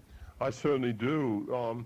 Starting from Butterfly, which is one of the less thankful roles a tenor has to sing. I mean, you go through Tosca and, of course, Bohème, which I sing a great deal, and these roles are really, there's nothing to complain about for the tenor. I mean, he really, if not if not the leading role, is certainly on an equal with the sopranos, I would say, in all of those. I've never sung Manon Lescaut, but I think that would be a wonderful role for a tenor to sing. I'm looking forward to my first production. Of course, Fanciulla the same way. Those operas are named for the woman, but the tenor really has an equal billing, it would seem to me, if not, in some cases, in Manon Lescaut, certainly the tenor wins, it would seem to me, in the long run in that opera. I agree with you entirely, because I know Richard Tucker always said that his favorite role, his favorite opera was Manon Lescaut, and I know that, and I think that's there, the tenor has even better music than the soprano, and of course, Mr. Domingo said that he thinks the tenor can steal the show from the soprano in Fanciulla, and again, there, the tenor really has two distinct arias, whereas the music from the soprano is written so that it's very difficult, and she sings an aria, but the public isn't always aware that it is an aria. So I think that Puccini did not do as badly by the tenors as he's often written about.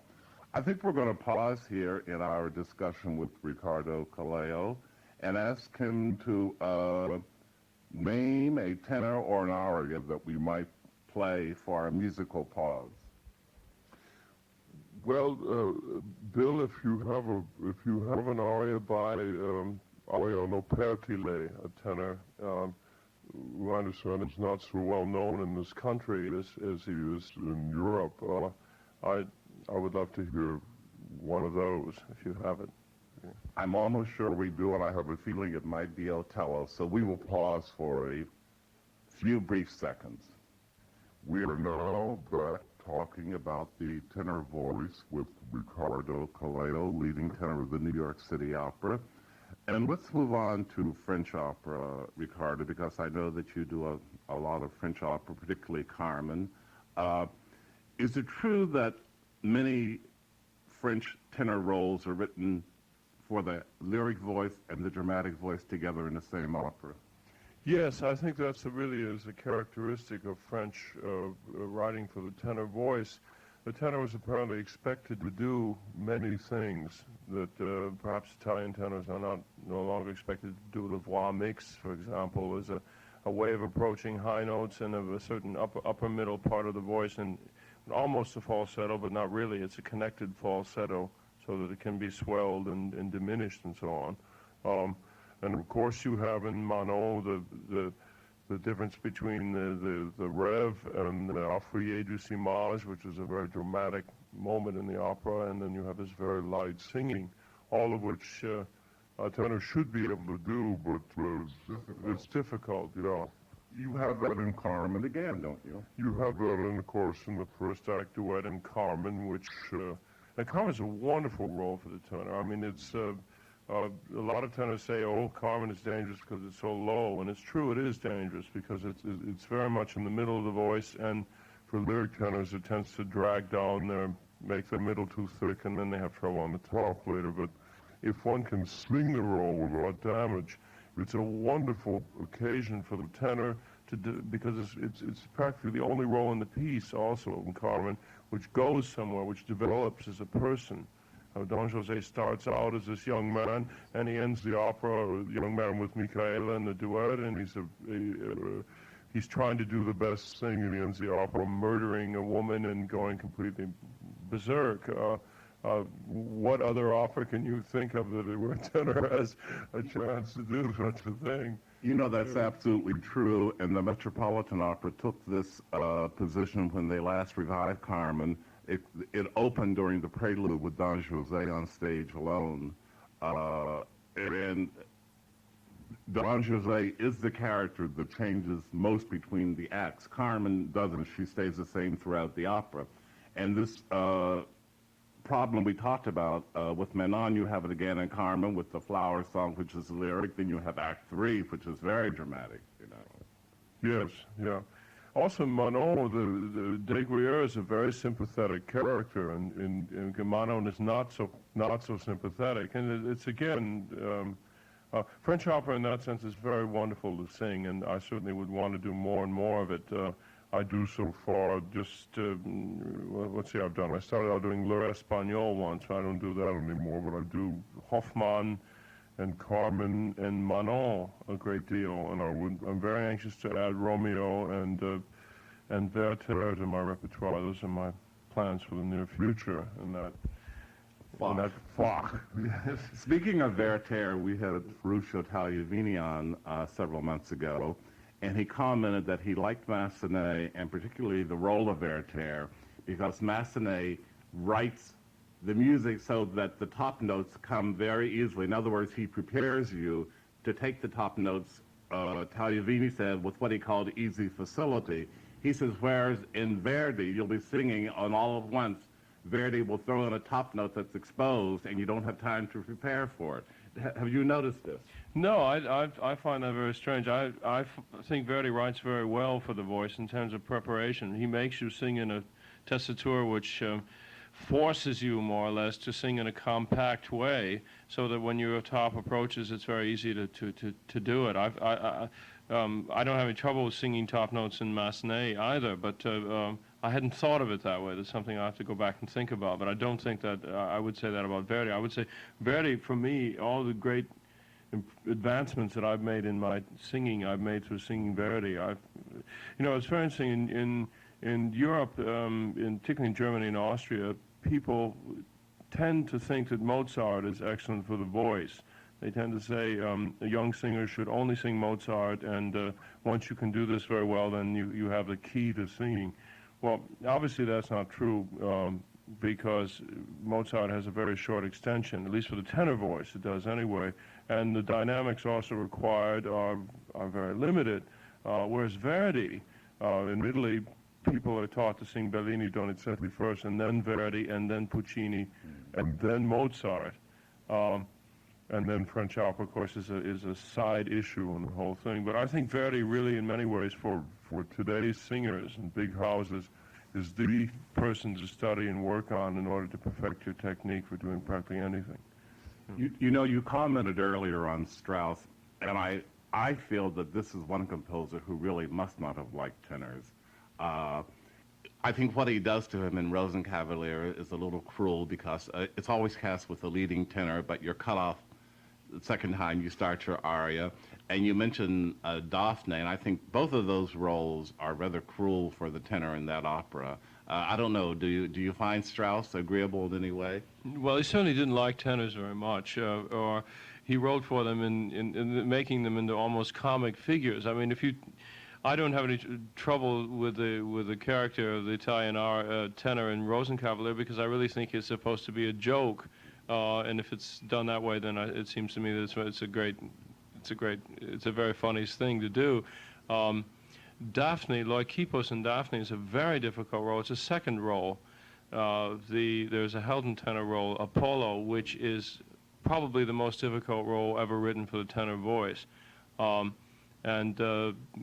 It borders on being a parody, really, for the tenor, and requires an enormous stamina and enormous endurance to get through the thing. I mean, it's practically impossible. I think the first time I did it in Innsbruck, and the tenor who sang it lasted through 3 performances and then had to be replaced.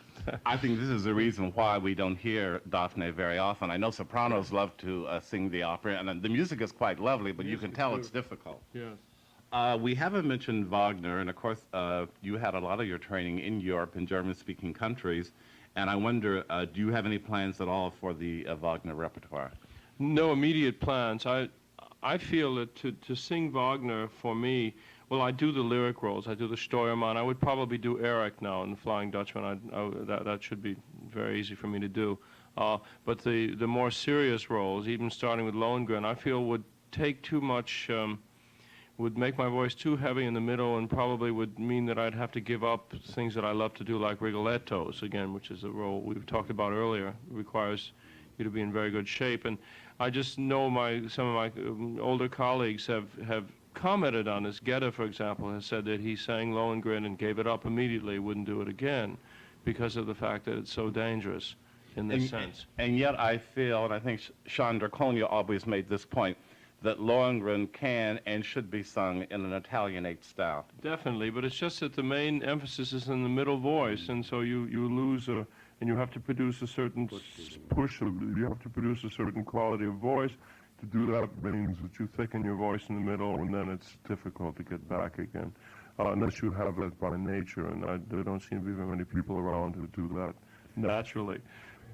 In closing, I know that you have two unusual roles you're going to be adding to your repertoire very soon, one in Boston and the other, I'll let you tell the audience about them. I know they're new additions to your repertoire.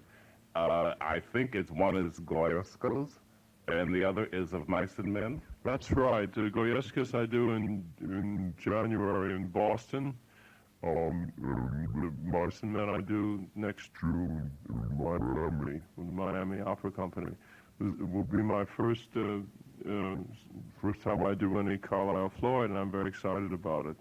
Is the Goyescos in Spanish or English? It's in Spanish. It's coupled with La Navarrese, another Massenet opera, which is, I guess, the Verismo Massenet opera, it's called. And it's going to be done in quasi-concert form in Boston. Do you have any other very unusual roles like that you may have once in your career and no more? Not that I can, well, as I said, a number of modern operas that I've unfortunately never heard of again since I performed them. One was called the Gestiefelte Kater, Puss in the Boots, which I did in Bonn. It was I've done the Prince and Rusalka. I suppose that would count here in this country as an unusual opera. I've done that often and enjoy that very much. And of course, I've done all of the various Lortzing pieces that are done, Wildschutz and so on, in Europe. That's never done here, with reason. Well, I think you certainly have displayed your versatility going into the Spanish, the English, the French, the German, and the Italian repertoire. And I think this is probably why you're so valuable to the New York City Opera. And we've been talking to tenor Riccardo CALLEO. Thank you. Thank you. On the Great Artist Series tonight, we are reminiscing with Zinka Milanov about her unparalleled career at the Met and elsewhere, and the ideas she continues to pass on to her students. One of those students, incidentally, soprano Nigi Sato, will be a guest on my Listening Room show on the 28th of this month. So if you can join us in the morning, please do. In any event, I asked Zinka Milanov about her teaching and about the elements she tends to emphasize most in her work with young artists. Well, for the moment, I'm not teaching very much, and I wish that my colleagues who are singing now in the Metropolitan, some of them who have very good materials, I wish they would come and study with me, because I would like to show them, you know, and help them. And it always can be helped. Everybody, you know, I worked all my life and always was controlling my voice, and somebody always watched me. And that, it's very important, but most of the singers don't do. You see, they go out and they just like to make money and sing a performance, and that's it, you know. But there are some wonderful singers, you know, we have. As I said before, I listened a couple of very good performances, you know, and I love Pavarotti, you know, too. You know. Who doesn't? Zinka, He sings well, you see. What I'm getting at, I came up studying the piano, and I think instrumentally, I guess.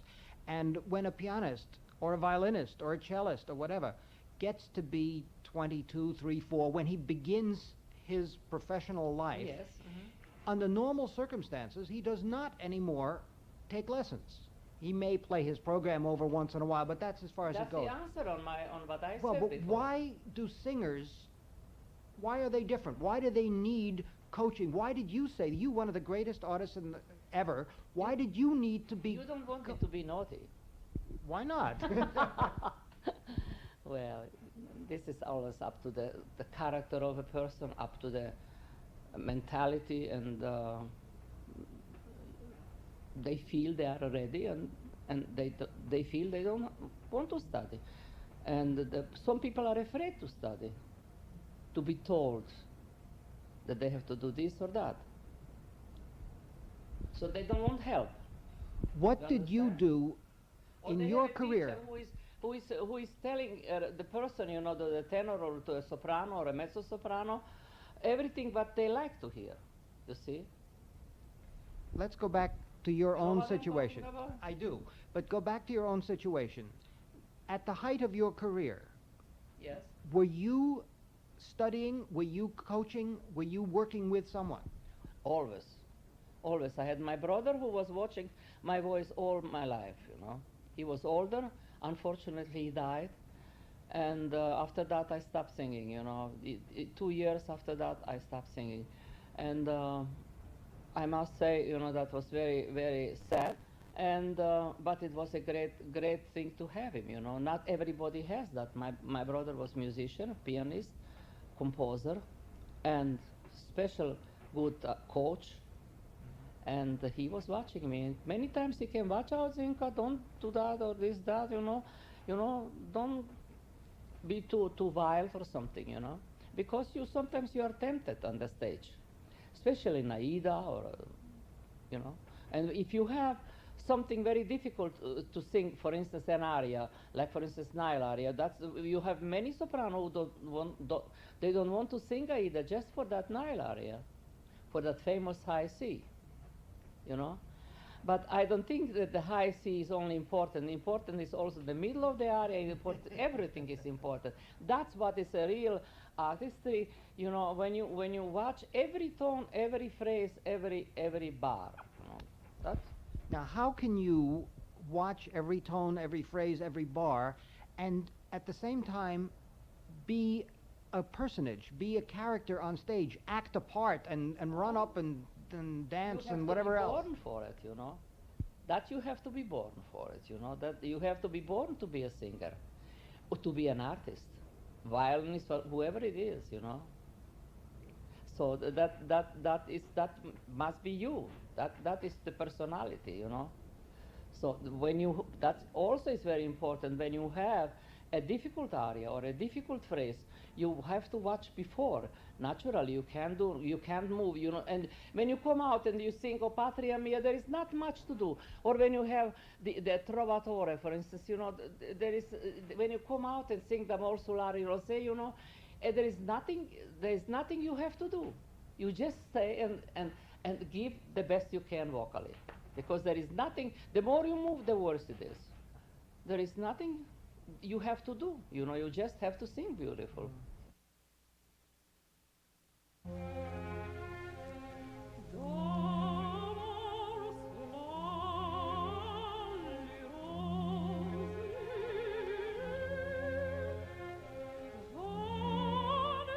And elsewhere, what did you look for in a conductor? That's the same thing like you ask about the singer, you know, or about instrumentalist, you know. You have to, the conductor is only good if he feels what he's doing with the singer, because like a good coach or a pianist, you know, for instance, for a recital, you know, you have to have somebody who feels you. If he is a wonderful pianist, that's not enough. You know, you have to feel the singer. That's the same thing with the conductor. If he is conducting and not watching the singer, there is not. For instance, I sang many concerts, as you know, with Toscanini, and you know, he was a very difficult man. You know, everybody said to me he was wonderful, because you know, he asked me what to do, and I was doing, you know, probably, and he was happy, and he never raised his voice. You see. And he was very difficult and a wonderful conductor. He felt, you know, when I sang with Toscanini and I sang the famous B flat, the piano in the last part of the Requiem, I suppose you know the part. Yes. And she has this famous B flat, and everybody told me, don't hold big fermatas, you know, long tones, you know, because Toscanini doesn't like. So I cut it, you know, I didn't hold it too long, you know, and he stopped the orchestra and he said, well, your piano is, you know, you are so liked for your piano, so everybody knows that you can do it. Why did you make so short? I said, well, you know, maestro, you know, everybody told me that, you know, and with my, you know, I didn't know any much of English or any other language, you know, so we understood each other. So I told him, I said, maestro, you know, everybody told me that you don't like it, that if prima donna holds the tone too long, you know, in an aria. And he said, that's right, you know, but you hold you, because I'll wait for you.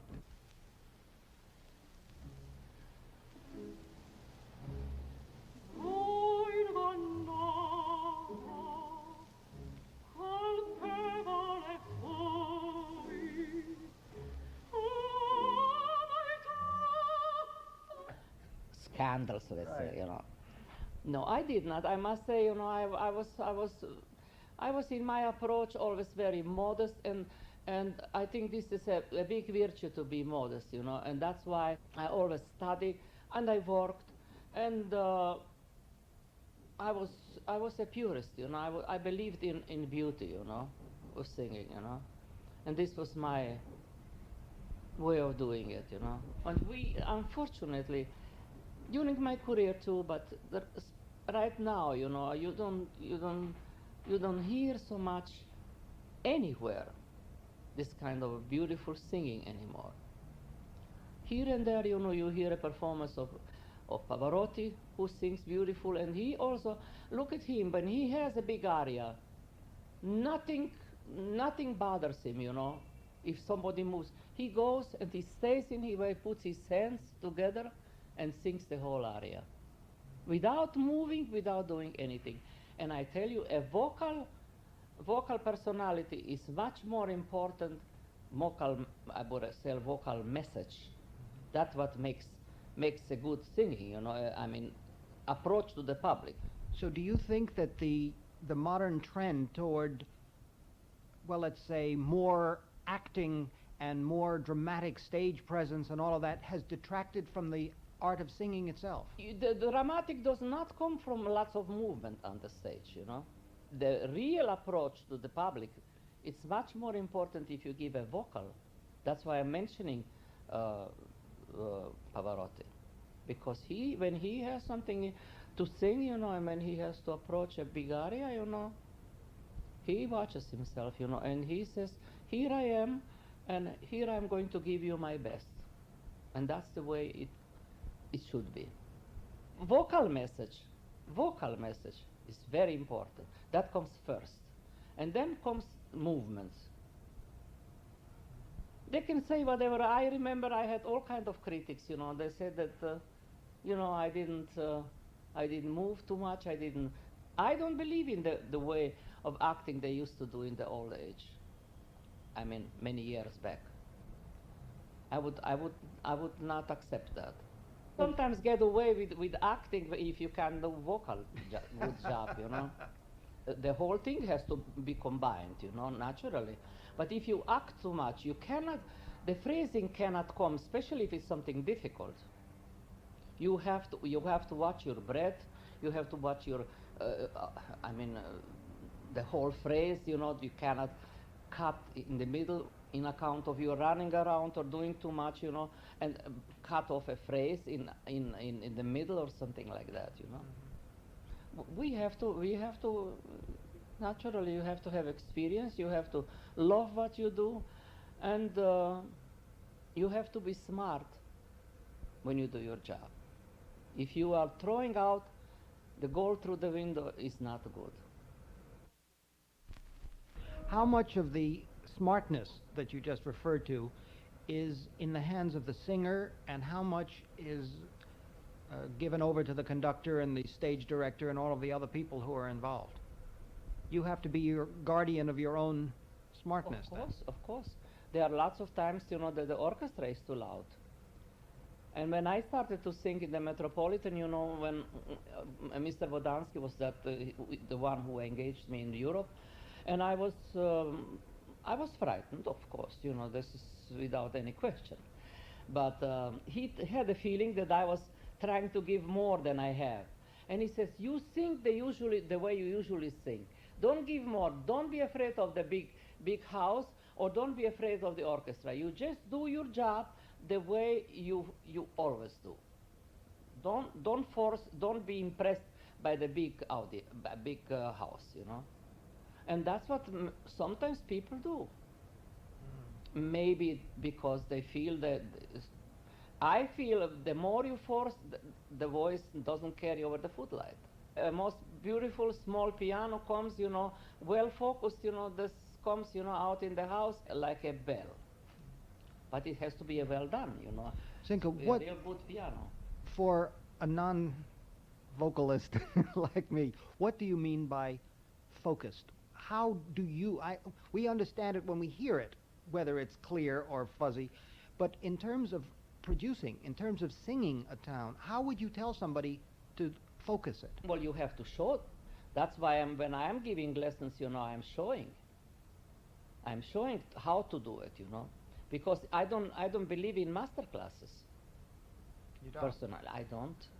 I think each artist or each young singer has to be shown exactly and produce the sound by the teacher. That's my personal opinion. But you know, I might be wrong, you know, but I see that this master classes, you know, there's a big show, but I don't think the artists can. They are told, you should do this, you know, but they don't show them how to do it, and make them.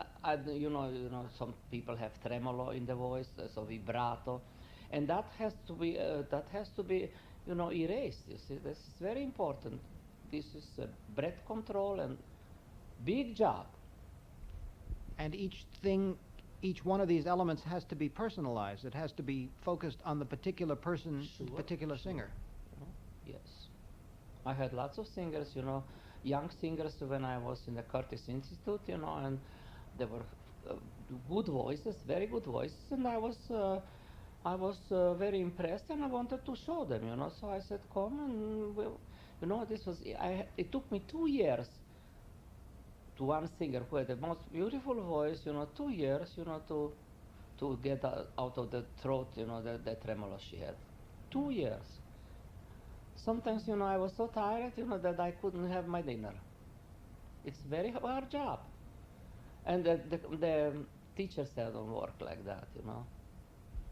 There are a couple of singers I would be very happy to show you. I won't mention any names, you know.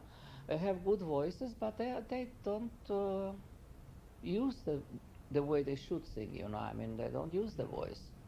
They have a good sound, but it's they lack lots of things, you know, and they should be shown. And legato that is the most important thing, you know. One last point, Zinka Milanov, you mentioned earlier that you sang at the Met for 29 years.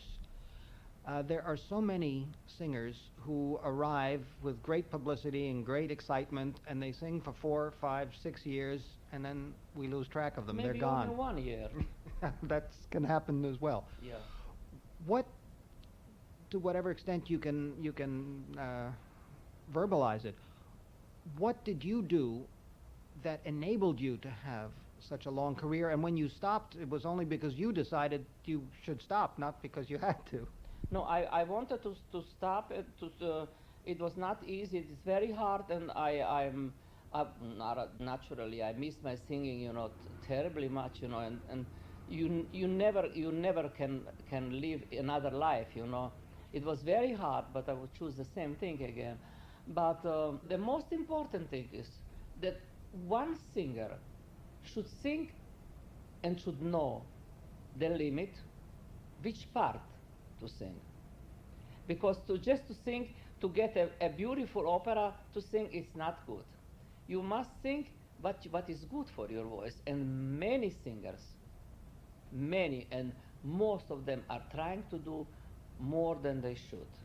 Mm-hmm. You see, you should stick to your repertory and be nice and quiet when it comes something to you know, I was asked for so many times, you know, to sing Strauss and to sing Wagner, even at the time of Mr. Johnson, and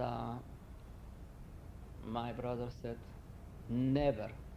You should not. I have done in Yugoslavia, Elsa in Lohengrin, and Tannhäuser few times.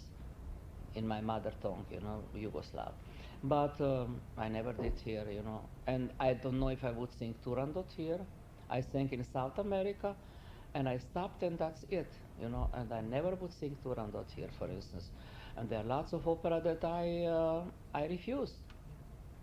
You know, it's funny, just recently I had a discussion with Montserrat Caballé, and she said almost exactly the same thing, that you have to turn down roles. She did not come to the Metropolitan for 2 years because they didn't have the operas that she felt she could do well. Yeah, but she's one of the beautiful voices. You know, I heard her when she came, you know, to United States, her first concert in Carnegie Hall. That was a very beautiful voice, and her piano was compared, and she used it, you know, with mine. You know, she used it in her throwaway and publicity and so on. And she loves me very much. You know, we just met, you know, in the Metropolitan, and she kissed me, and she was appreciated very much. You know, my singing as I do hers. You know. Well, I think we all appreciate your singing, Zinka Milanov.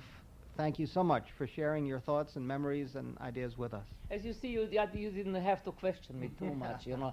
There is so much to say in my career, you know, of my past, you know, that we could talk for hours, you know, and there is always so many nice and bad things, you know. Well, maybe we'll catch up with some of the bad ones next time. But I look forward. Oh, the bad one will be my book, you know. That's coming probably not so soon, but it's going to be out. Wonderful. Again, thank you so much. You're welcome.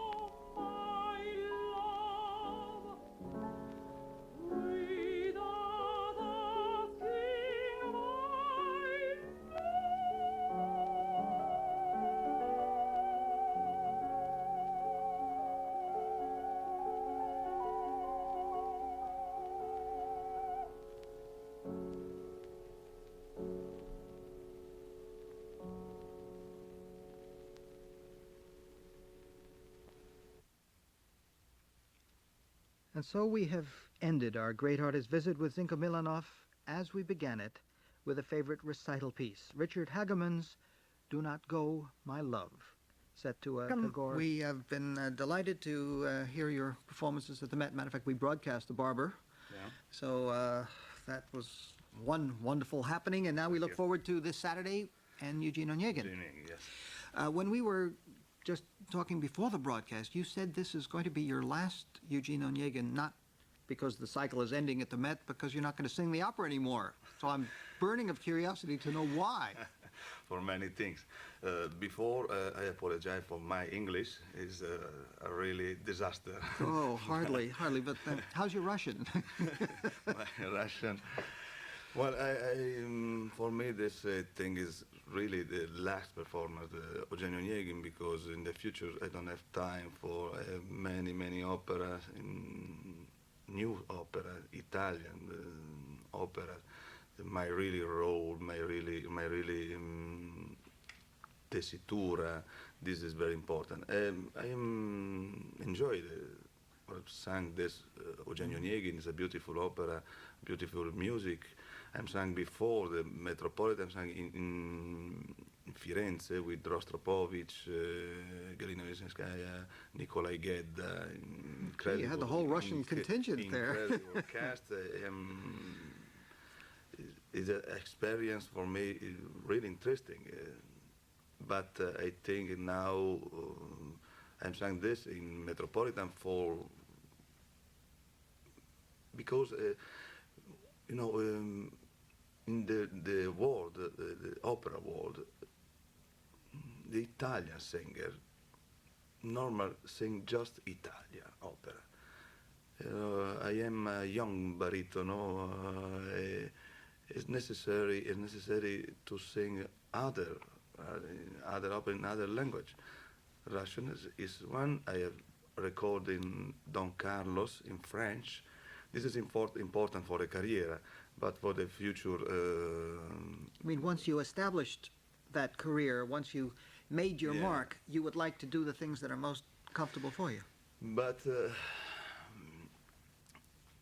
now I have I think other opera, Italian opera, Macbeth, other role, Iago, role very important, many difficolty, come dice, molte difficoltà.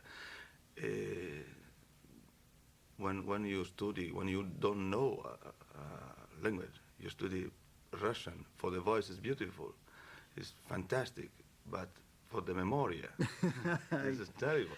So you spend a tremendous amount of time just on that extra problem of the language. This is a big problem. As for that, in the future, I think, I'm sure. I see. Saturday in the broadcast, the last performance. Well, then we will be listening with a special nostalgia to Leo Nucci at that time. The recordings we have chosen are Italian, and we'll begin with aria from Macbeth. How long have you been involved with this opera? So before, I want to sing Macbeth in the future. Now, in America, is the first time I sing, not live, but in record, for radio, I sing Macbeth. Macbeth is an opera, arrivo. It's opera, the maturity. This is an opera really important for the baritono, for Italian baritono. It's an opera, come si può dire, the psychology, the role. The psychology of the role. In other words, am I gathering from what you're saying that you want personally to be mature and sufficiently understanding to do the piece? This is a problem.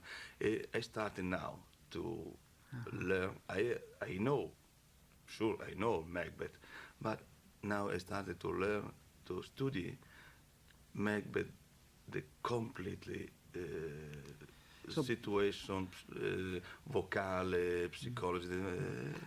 Leo Nucci, let me again see that I understand you. You felt that at this point you are starting seriously to work on it. You could record this aria, but only now are you really delving into all of the other aspects so that you can sing the piece on stage. This is it. Well, so we are interestingly, at the end of Onegin and the beginning of the Macbeth. beginning, right. This is it.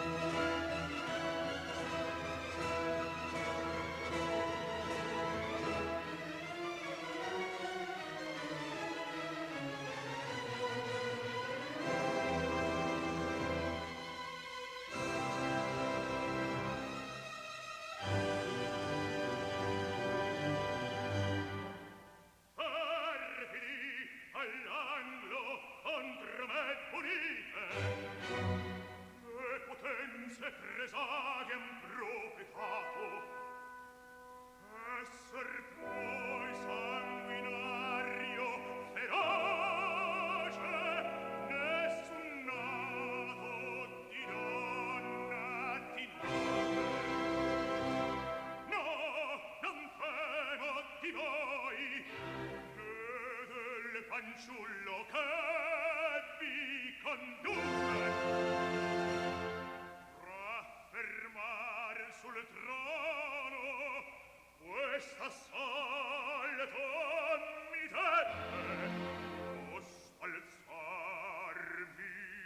per sempre e pur la vita sento nelle mie fibre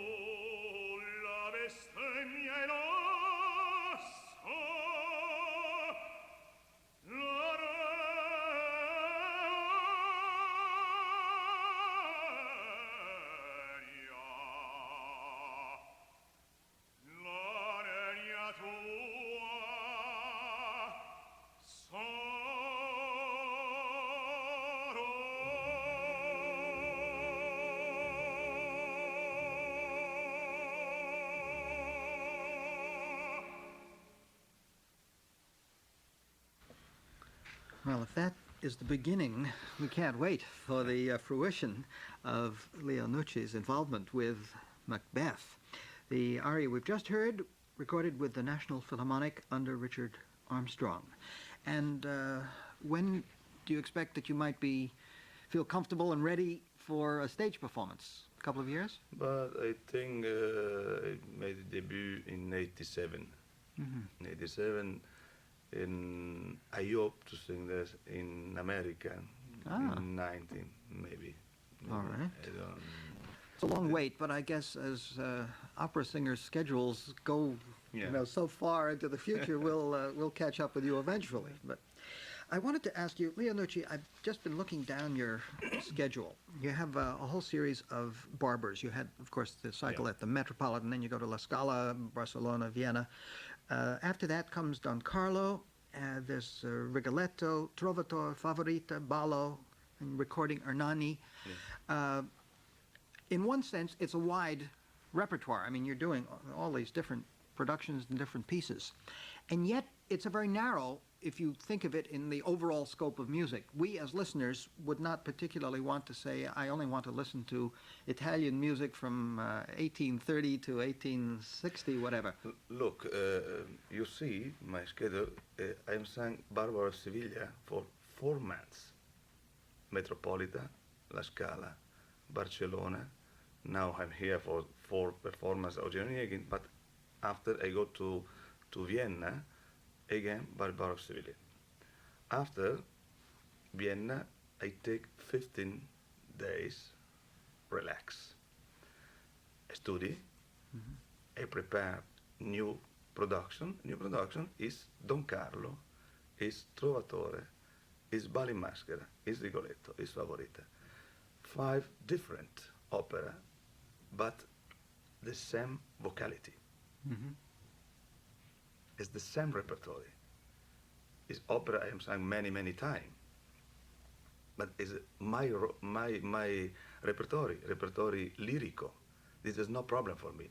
You know, it's never verismo, never Settecento, just romantico. Verdi is no Otello or not other thing. It's romantico. Verdi is lirico.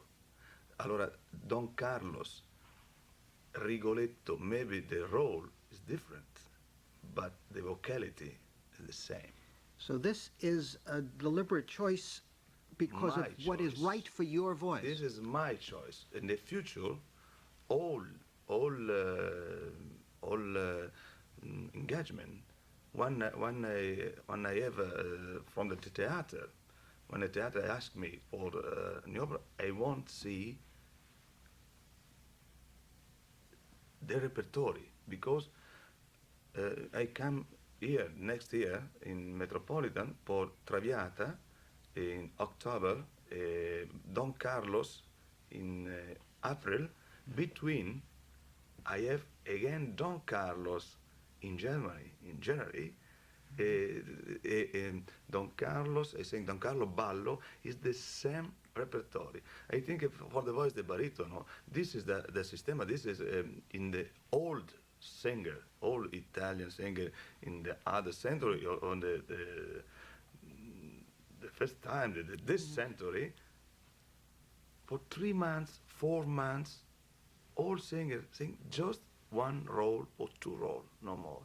I think it's crazy to sing tonight Rigoletto, tomorrow Tosca. This is impossible. In July, I am freed for the first 2 weeks of July. Parigi, the Opera di Parigi, asked me 3 days ago, asked me for Tosca. No, it's impossible because in summer I recording Ernani. It's the same vocality, the Don Carlo, the Trovatore, because it's. You well, understand? I am getting a very clear picture of you as an artist who takes very good care of what he is doing. Yeah, you do not. You are ready to turn down a role, no matter how appetizing, if it doesn't fit into what is right Sure, your but this part. is my job, but it's not only job. This is my career. This is my voice, and maybe don't for the color, but I like my voice, my voice because I live with my voice. This is And you important want to for keep me. it. Yeah.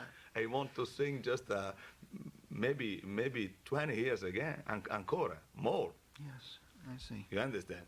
I think it's very important to see before in the score what is the vocality. I see. This is What about recitals? Leonucci, I see that you have recitals scheduled in Paris and Geneva, Si. Naples, and elsewhere. Do you consider this being in the same vocality, or is this a look. range? This is just one recital because it's ever the same recital. I am sung one before, program, you mean? One program. Sorry, one program. I am sung this recital in this program in La Scala, e the titolo of this program is The operisti italiani e l'aria da camera. I started with Cimarosa, Paisiello, Rossini, Bellini, Donizetti, Verdi, Giordano, Leoncavallo. Well, there you get the range that I was talking about before. Quite fascinating indeed. Now, the most recent recording we have, and one of the most exciting recordings we have featuring Leonucci, is the new Andrea Chenier. And as a matter of fact, we have it on CD. So I have very rarely used CDs on this program because they make me a little bit nervous. I somehow don't trust. There's too much magic going on in there. You know, putting on a whole opera on one little disc and telling it to play that aria. I keep thinking it's not going to do it. But usually it does. So this is Nemico della Patria, and this is Leonucci.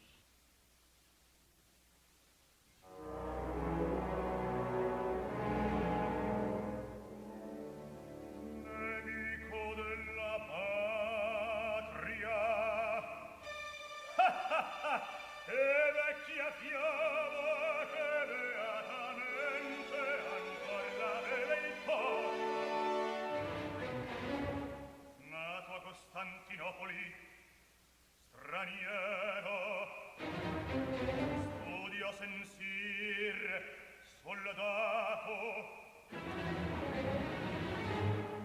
traditore, vidi Morries un complice e poeta, sovvertitor di cuori e di costumi.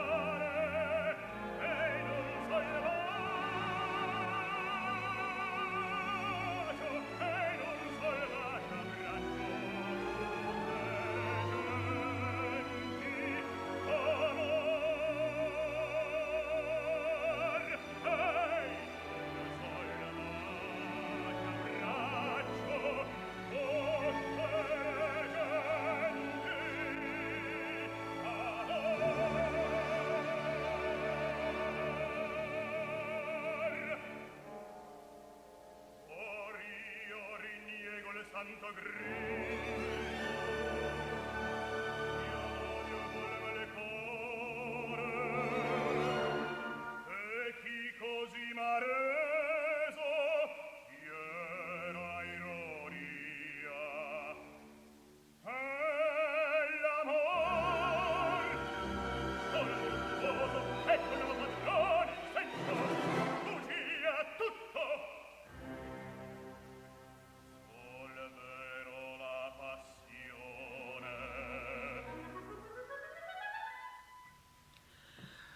And there, a portion of Andrea Chenier. In the new recording, we have heard, well, our special guest today, Leo Nucci, Riccardo Chailly, conducting the National Philharmonic.